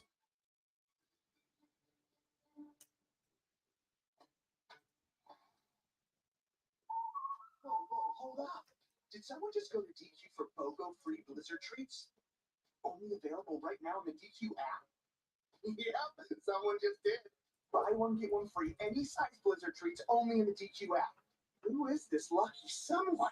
Well, it could be you, but only for a limited time. So hurry into DQ for BOGO free any size Blizzard treats. Only in the DQ app.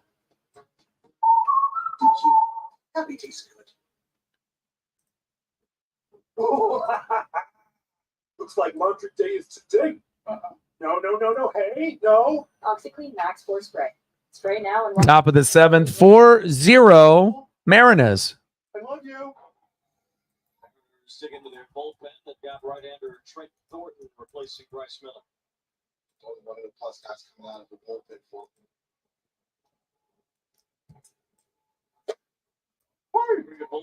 There we go for a strike. Let's go, baby. Use those goggles.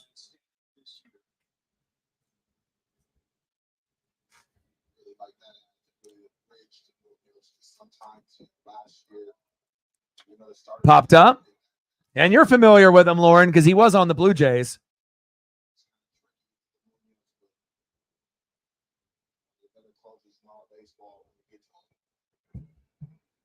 Let's go. Top of the 7th, 4-0 Seattle. 0-2 pitch, popped up, foul. I'm still kind of like in shock, though. I think Lauren is, and Reflect is, and my buddies Justin and all the other homies that are here in Oregon and Washington that are messaging me. Like, it's been such a long time that we've had a game like this that it feels like it's not real, because that's how piss poor we've been playing in the first 13 games. Like, I don't even know if we've even had a lead like this. And if we have, it's been such a long time that we've had a lead or won a game like this that we don't even fucking remember. And, you know, that's coming from someone that has been watching like every game for years and years and years. I mean, but that's the reality. I mean, besides obviously that late win when we were, sitting at 1-1 and, obviously ended up getting the Cal homer and then getting like the 6 runs in the 9th and the 10th. And then obviously Haniger with a little RBI and then Cal Raleigh with that homer. And then we ended up winning 6-1, but we didn't get all those runs until at the end, like at literally the end of the game.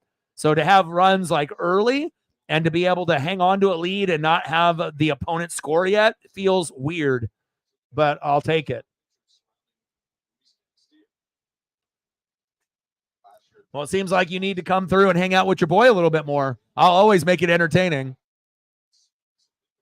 Thornton throws it to first. Who is he throwing to there? Come on, guy. Runner advances to second. I just feel that, there's going to be a lot of people that try to live stream sports, but not everyone is good. There's going to be certain people that have better voices. There's going to be certain people that actually care and put in more effort. There's going to be people that have better thumbnails. There's going to be people that actually read and watch film and others that just try to wing it. So everyone's going to have their own kind of different style to it. But I feel that, for me, I feel I'm one of the best in the world at what I do. I feel like I'm very, very good, at calling baseball games, NFL games, college games. As far as like NHL and basketball, you can kind of wing those. But for baseball and football, you can't, Well, I guess you can, but you might not get any fucking viewers if you're winging it and you don't know anything. Don't know how to pronounce the names. Don't know who's in the lineup. It won't take you very long to realize how hard it is to be able to keep up with not only your favorite team, but the team as, the league as a whole. It takes a lot of energy and effort, let me tell you.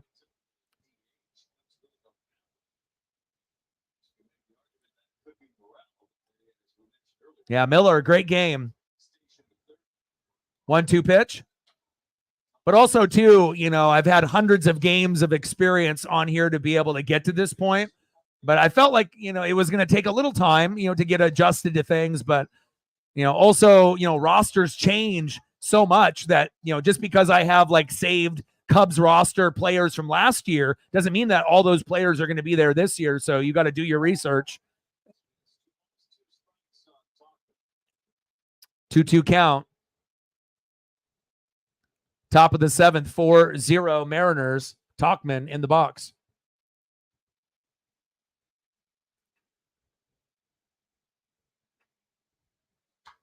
Popped up. Get that. Oh, Louise.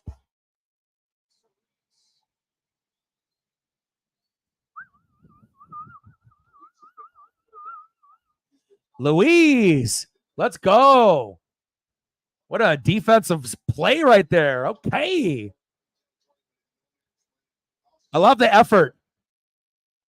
Love the effort.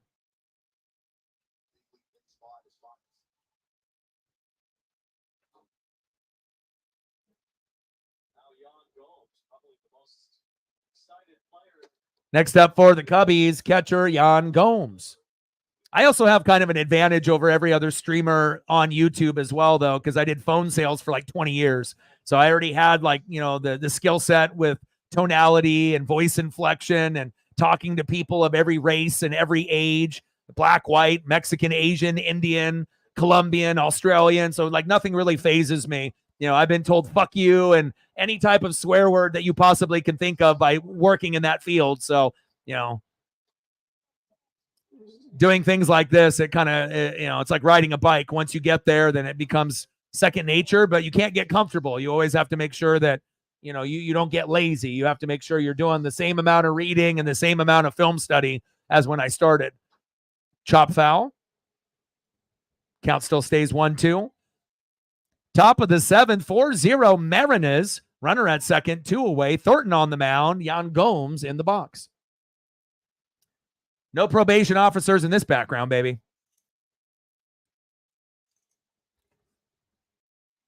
1-2 pitch. Pitch is outside. 2-2 count.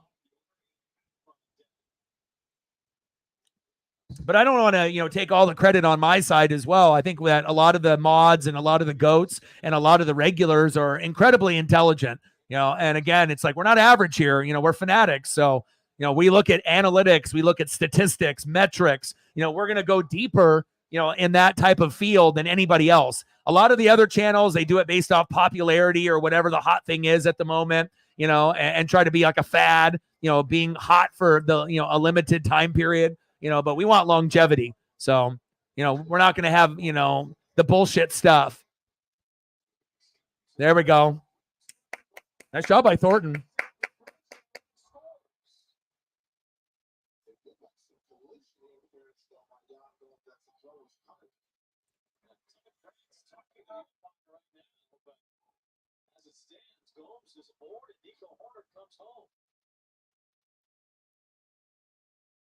That's not interference? That's not interference? Come on. Yan Gomes? Come on, man. I mean, we were already familiar with the Astros, trying to do that. That didn't really look like malicious, like he was trying to hurt his hand or anything, but 4-1 Mariners. I don't know about that. That looked like it could have been interference. I mean, he kind of got in his way. He did drop it, but after he was touched by the runner. I don't know. It wasn't as blatant as the Astros one where he was trying to break his fucking hand and wrist. So, but at least the Cubs get on the board.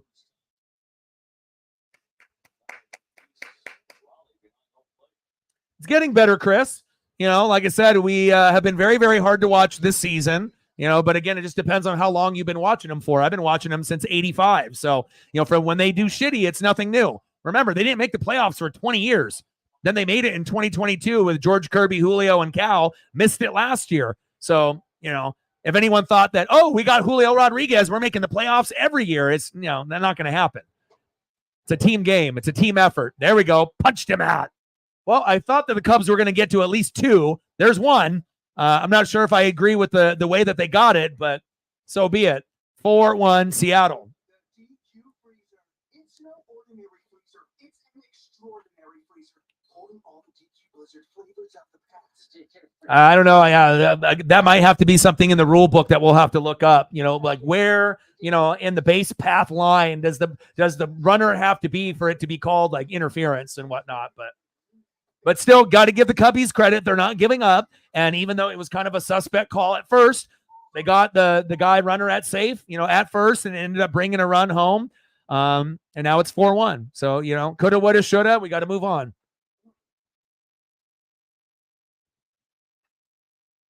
All right, let's go to the bottom of the 7th. Let's see who's due up for the Mariners. Leading off for the Mariners in the bottom of the 7th, 2 for 3 with an RBI and a K. First baseman, Ty France. Start being like the Ty France from 2022, the all-star, not chubby, unmotivated Ty France from last year. Let's get it, baby. Batting second, 1 for 3 with a run and a K. Right fielder, Mitch Haniga. And the only problem that we're going to have with Mitch is his health. As long as he stays healthy, we'll be fine. And batting third, second baseman, Jorge Polanco. Let's go. The electric Marinez.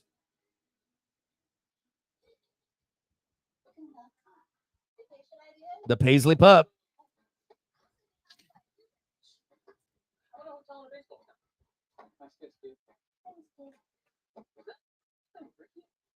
(2001) Ichiro's rookie year.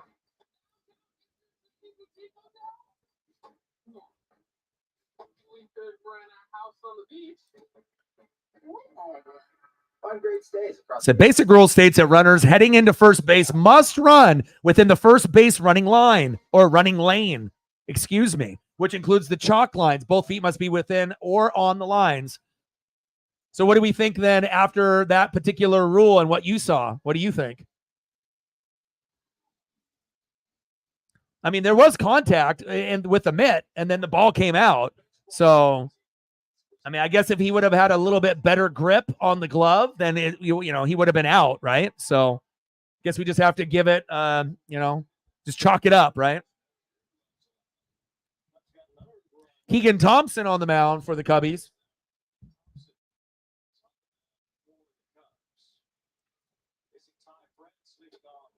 Let's go, Ty. First pitch inside, 1-0 count. Make sure you guys are taking care of your mental health. Very, very important. Depression, anxiety, addiction. Make sure that you're doing the right things to win the day. Chop foul.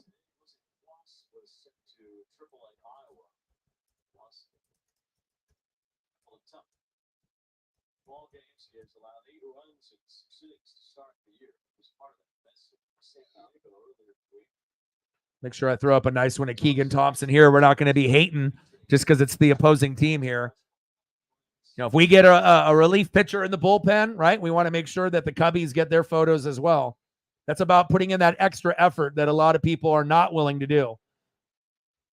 Every player matters, even the bullpen guys. Hell, even the managers. You want to make sure that you're making it a full broadcast. Chopper towards third. Throw to first. Ty France is out, one away.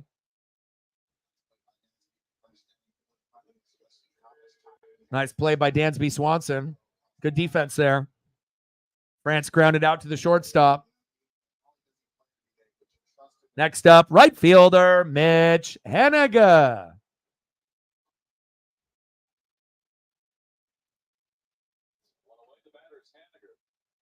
Let's go, Miach. Pitches inside towards his head. 1-0 count. Let's go, baby.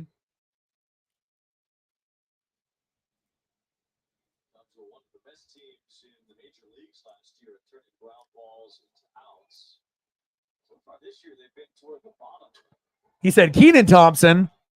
Keegan. Popped up. Suzuki with the catch, 2 away. Primo in the building. What's good? Man, those Ken Griffey Jr. baubles are so lit, man. I got Chase McFarland, that's worth like $350. Has a piece of the wall and his center shades, a baseball, and then the hand. But that particular bauble, both of them, the one with the teal and then the opposite, man, those are sweet. Those are so sweet. I'm jealous, man. I might have to pick up those 2 baubles on eBay, from Mariner fans that end up getting extras or they just want the money. But my buddy has got a partial season ticket package where, you spend a certain amount and then you get all of the collectibles with the amount of tickets that you end up getting.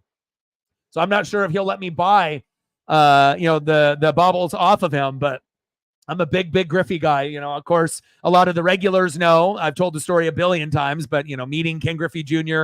and Sandy Koufax when I was a young kid, 7 years old when I met Griffey when he was 19 and a rookie in 89. Then meeting my dad's hero and idol, Sandy Koufax, when I was 10 in 1992, changed my life forever. And we got autographs from both of those guys as well. So.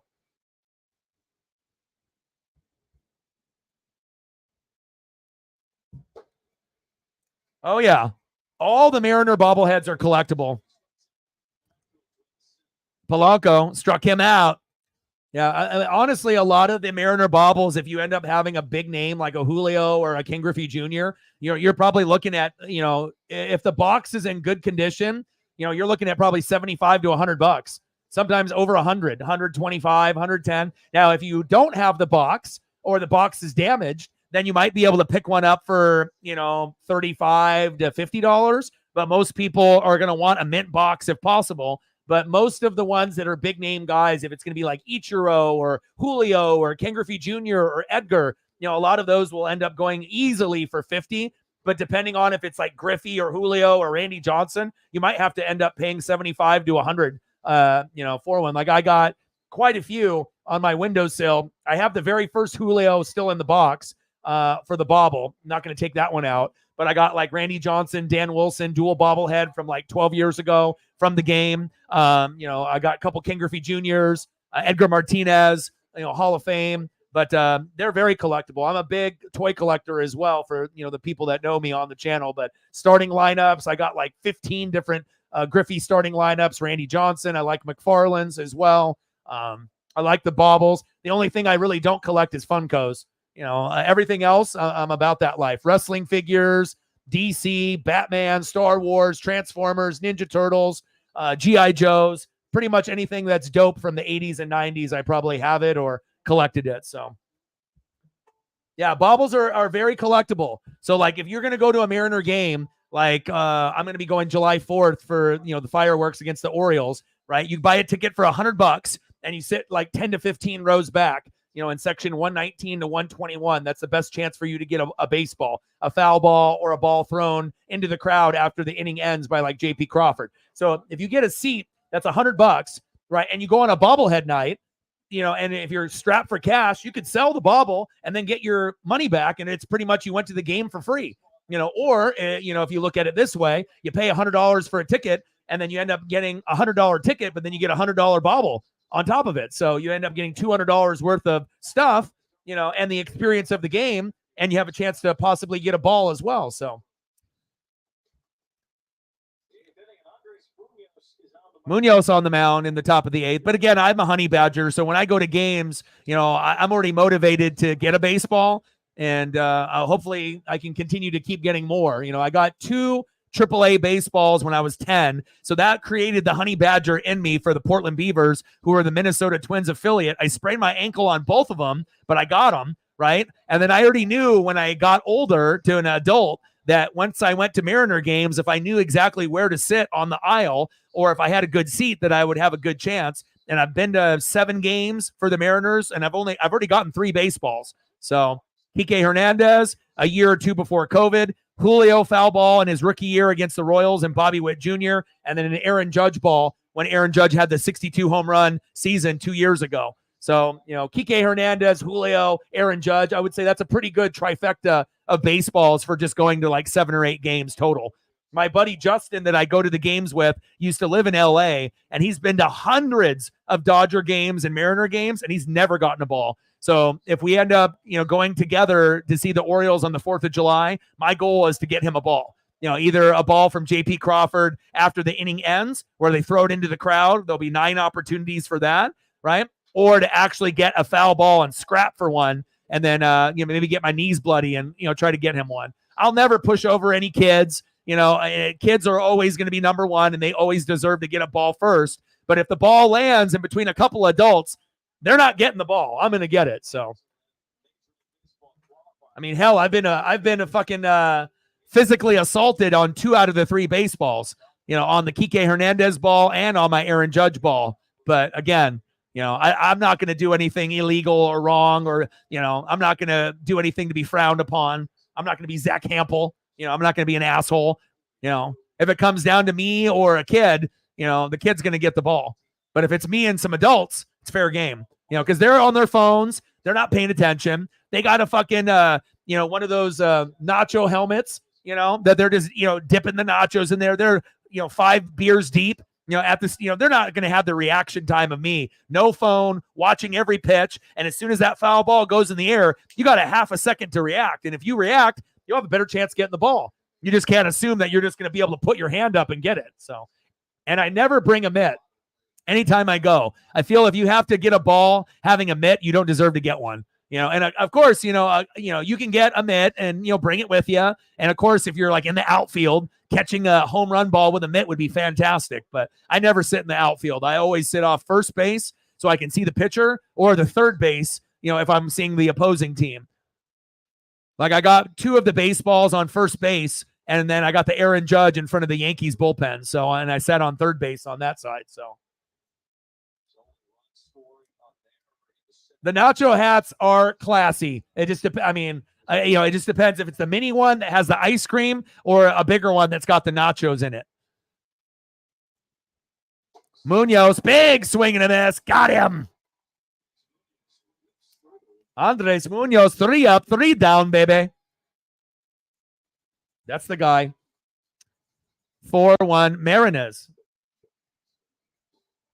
Let's go to the bottom of the 8th. Show a little love for Munoz.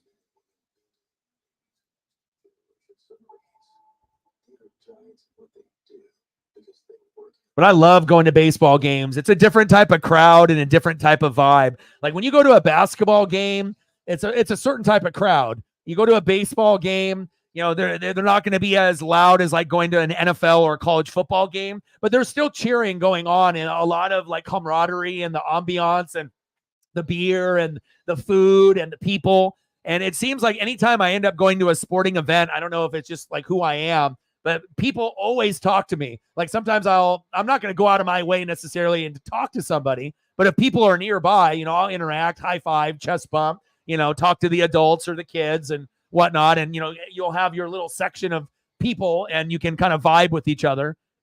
It's always fun, to be able to interact with the fans. All right, let's go to the bottom of the 8th, 4-1 Mariners. Yeah, we lost our AAA team as well. We don't have the Beavers anymore. And one of the last times that they played, they had the AAA All-Star game. And I remember I went, and it was like 110 degrees, but it was pretty cool. I remember I didn't get a ball in that game, but again, it was so fucking hot. But it was cool to be able to have, the last, opportunity to be able to watch. But the Portland Beavers were so much fun. You're telling me you can get direct TV, the good stuff, and you don't need a satellite dish?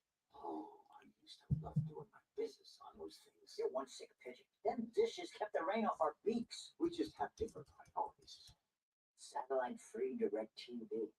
Thought I'd see the day. Well, our lifespans are quite short. Stream direct TV without a satellite dish. I'm going to do this thing if I may, just for a bit. Nice job, baby. The copyrighted telecast presented by authority of the Office of the Commissioner of Baseball may not be reproduced. Bottom of the 8th, 4-1 Mariners. Let's keep it moving, baby. You know it. Let's go.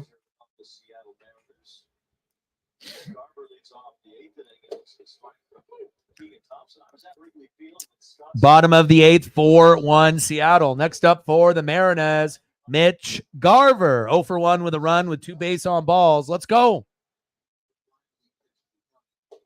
Pitch right down the middle, 0-2 count. Behind in the count. Come on, Scott. I appreciate that. Exactly. And I appreciate that you didn't fall asleep. Sometimes you got to be able to search and, you never know what you might end up finding. I'm glad that you found us, and I feel that you'll be a part of the regular stream process when you can be, even when it's not Cubs. So, and we do everything here: basketball, baseball, football, hockey, wrestling. There's not really anything that we do, but we primarily do NFL, college football, obviously NHL before the baseball season starts, then MLB, and then I used to do NASCAR streams, but the support really wasn't there for me to do it every week. So I still watch NASCAR every week, and I love it. Just don't have enough fans to watch it with me yet. Big swing and a miss, struck him out. And then we usually do a WWE pay-per-view live stream watch party every month. And we just did WrestleMania night 1 and night 2, and it was awesome. Big wrestling fan, big baseball fan, big NFL and college football fan.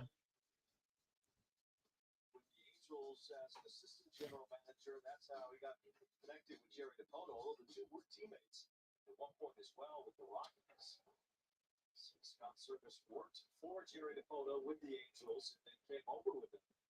Next up, 0 for 3 with 3 Ks, Cal Raleigh. Let's go, Big Dumpa. I think Scott Summers does a great job of just being that calm presence, understanding people. I mean, he's done every Pitches low in the dirt, 1-1 count.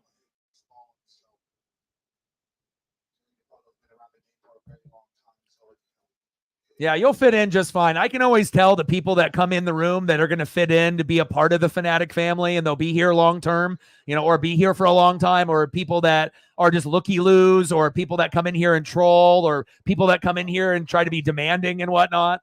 Because the people that always are demanding, they never like, they never sub, they never donate, they never comment about anything positive unless it's something that has to do with them.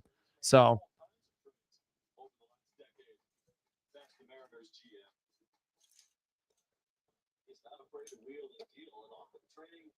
Yeah, lots of haters out there, but, eventually, hopefully people will catch on. I mean, I feel I have one of the, best voices and best channels on YouTube for sports.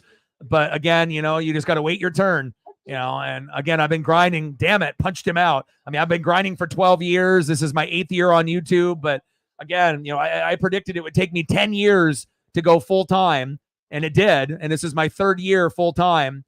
But again, I still got a long ways to go, even though we're over 20,000 subs. We're getting closer to 4 million total views. But I feel I'm only like 1% into the journey. I do honestly feel that we should be at 50,000 subs, 100,000 subs, 200,000 subs, like some of these other channels. But again, you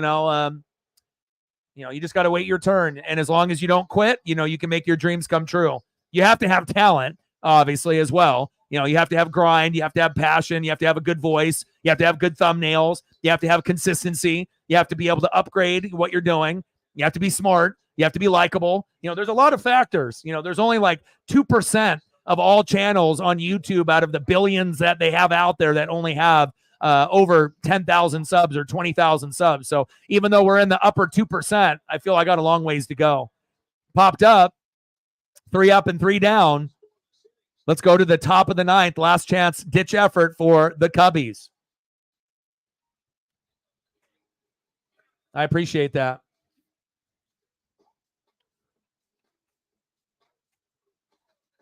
I mean, hell, if the Mariners ever have an option for like a YouTube alternate broadcast, I think I could kill it. I could tone down the swearing a little bit, but again, it's a part of like, who we are, it's like the Pat McAfee show, with them not swearing, it's not really the same show anymore, and you want to be able to be as authentic as possible. Big facts. All right, baby. Cubs last chance. Mariners 4, Cubbies 1. Let's go to the top of the 9th.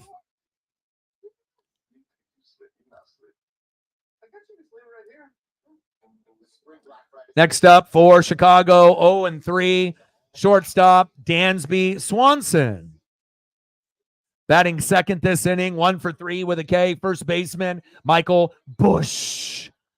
And batting third, 1 for 2 with a run with a base on ball. Second baseman Nico Werner.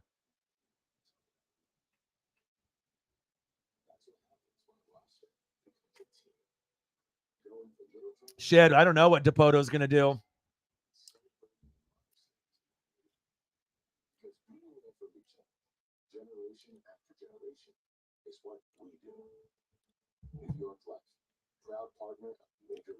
Let's go. Okay, you getting that bid in before the boom, right? Yeah, LA all the way. What?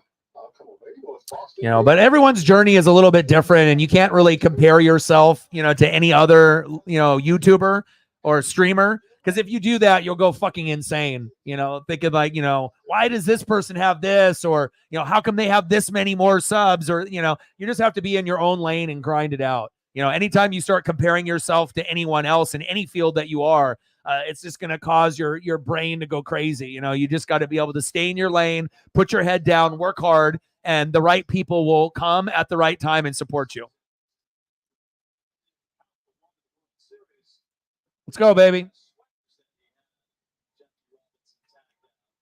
See if the Cubbies can get something going here, or if the Mariners can end up finishing this game out with a 4-1 victory.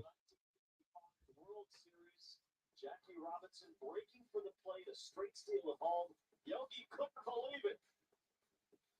Yogi might have gave up too much. Didn't get a Julio home run this game, right? But we did get a clutch RBI, and I'll take it.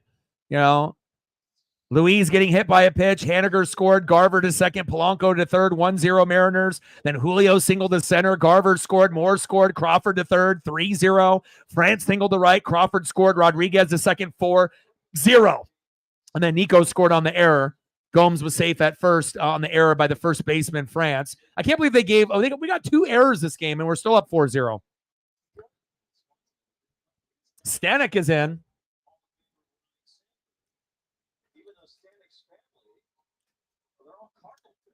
Yeah. I mean, like I said, there's going to be a lot of sacrifice, and a lot of grind, but where most people fall short, is just thinking of the idea and brainstorming, coulda, woulda, shoulda, but never actually doing it. And then when they start, they quit.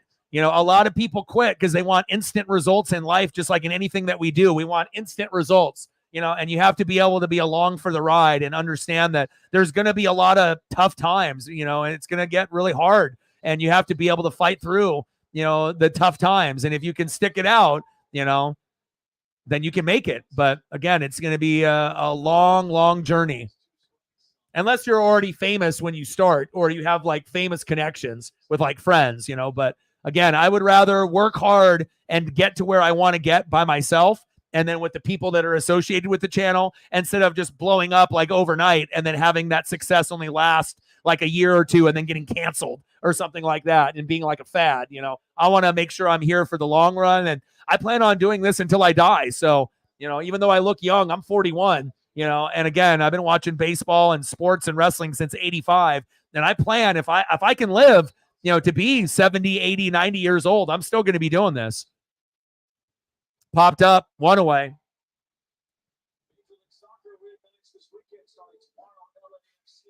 Easier said than done, and of course, I get frustrated sometimes here and there as well, but again, you have to just think about, tomorrow is another day to prove yourself. Tomorrow is another day for a new person to come in to show love with likes, subs, views, donos, and shares. So, even if it ends up being a tough day, you just have to realize tomorrow is another day.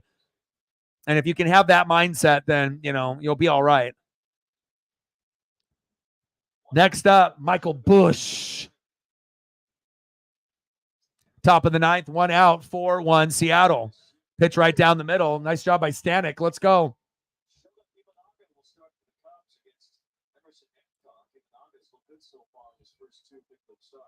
Very impressed by Chicago so far. The fastball, split finger combination, but really just the ability so far to throw strikes and miss bats. With some of the injuries they've had in the rotation, he's really kind of had to step. Come on, Ryan.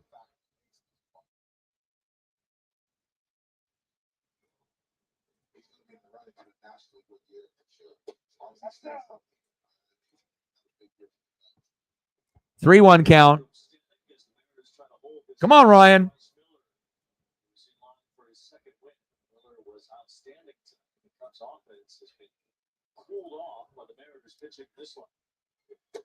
Pitch in the zone for a strike. 3-2 count. Count is full.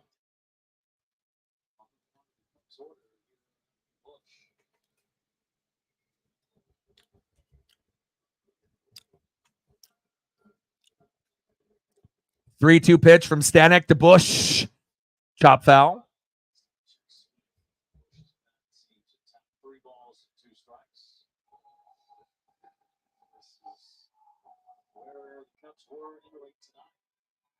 Hitting the ball hard, scoring a lot of runs, getting on base often. It's a far cry from that, though, with the way that they've hit against the Mariners tonight. But if you're going to have a tested series, especially against this talented Mariners rotation. Oh, shit. Back. Gone. Michael Busch. What did I tell you at the beginning of the game, stand up? I told y'all at the beginning of the game that even though we were up 4-0, that I thought you guys would get to 2. My ESP is pretty strong, okay? I'm not going to be right all the time, right? And a lot of times I'll think of something or I'll say it out loud, and then it happens either right away or later in the game. And just like that, we're at 4-2. That's creepy. I appreciate that, man. But my ESP gets real strong in NFL and college football season, but it kind of happens at certain times. I'll have a vision, I'll have a dream, or I'll just think of something. And then the sports gods will, they'll end up doing whatever I say. I mean, not all the time, but quite a few times. I mean, they say Tony Romo got that ESP from all the, play calls and the familiarity of being quarterback and whatnot. I didn't play in the NFL, but I kind of have a hunch on when things are going to happen. Popped up. Dylan Moore, 2 away.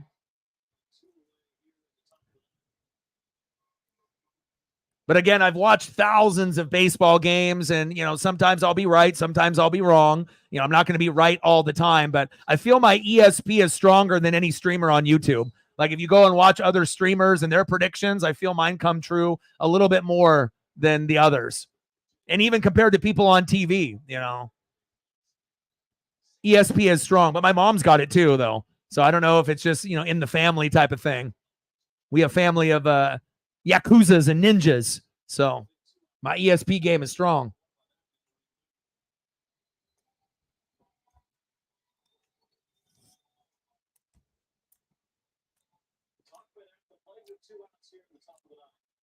Oh, 1 pitch. Pitch is outside. 1-1 count. Talkman in the box.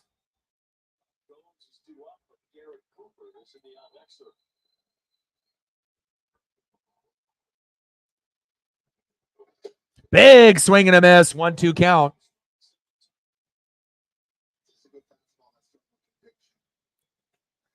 But I've always been that way. Like, I predicted I would get the Julio ball before I went to the game. Then I got the Julio ball. Then I predicted a couple weeks later when I went to go see the Yankees that I would get an Aaron Judge ball. Everyone thought I was fucking crazy. Like, what are the chances of saying it and then actually having it happen? But I don't know how to explain it. Like, time slows down when I go to events like that. And it's like, I don't know. It's like almost destiny or something.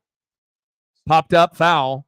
But I don't know what the probability of getting a Julio ball, predicting it and getting it, and then let alone predicting a Aaron Judge ball and then getting it. Getting one of those guys' baseballs is almost insane, probability wise. But then to be able to predict both and get both, I don't know. What is that? 1 in like 10 billion? Pitch is low in the zone, 2-2 count.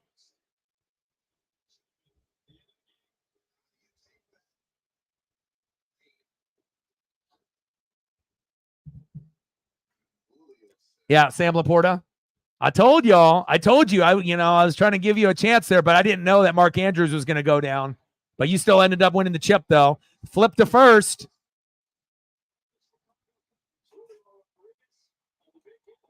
Final score, Mariners 4, Cubbies 2. My ESP is strong. Let's go. Maybe. I don't know how to explain it, but it's like also being in the right seat, being in a position where you have a good chance to have magic happen and then being able to react on it. So let's go. Big win for the Mariners. And we ended up getting a new stud in the room, stand up in the building. We appreciate you very, very much as well.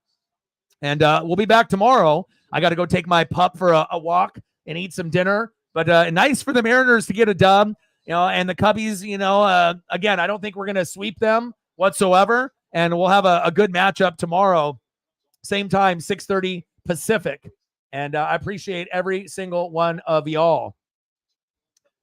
Shout out to all the people watching on Twitter/X. Shout out to all the people watching on YouTube. Stand Up, Reflect, Lauren, and everyone else. I love you guys, and I appreciate you very, very much. And I'll be back again tomorrow at 6:30 Pacific with the Cubs and the Mariners in game number 2. And I got a question for you. Who talks sports like us? Your boy Ryan, Northwest Sports Fanatics, and I'm out. Gang.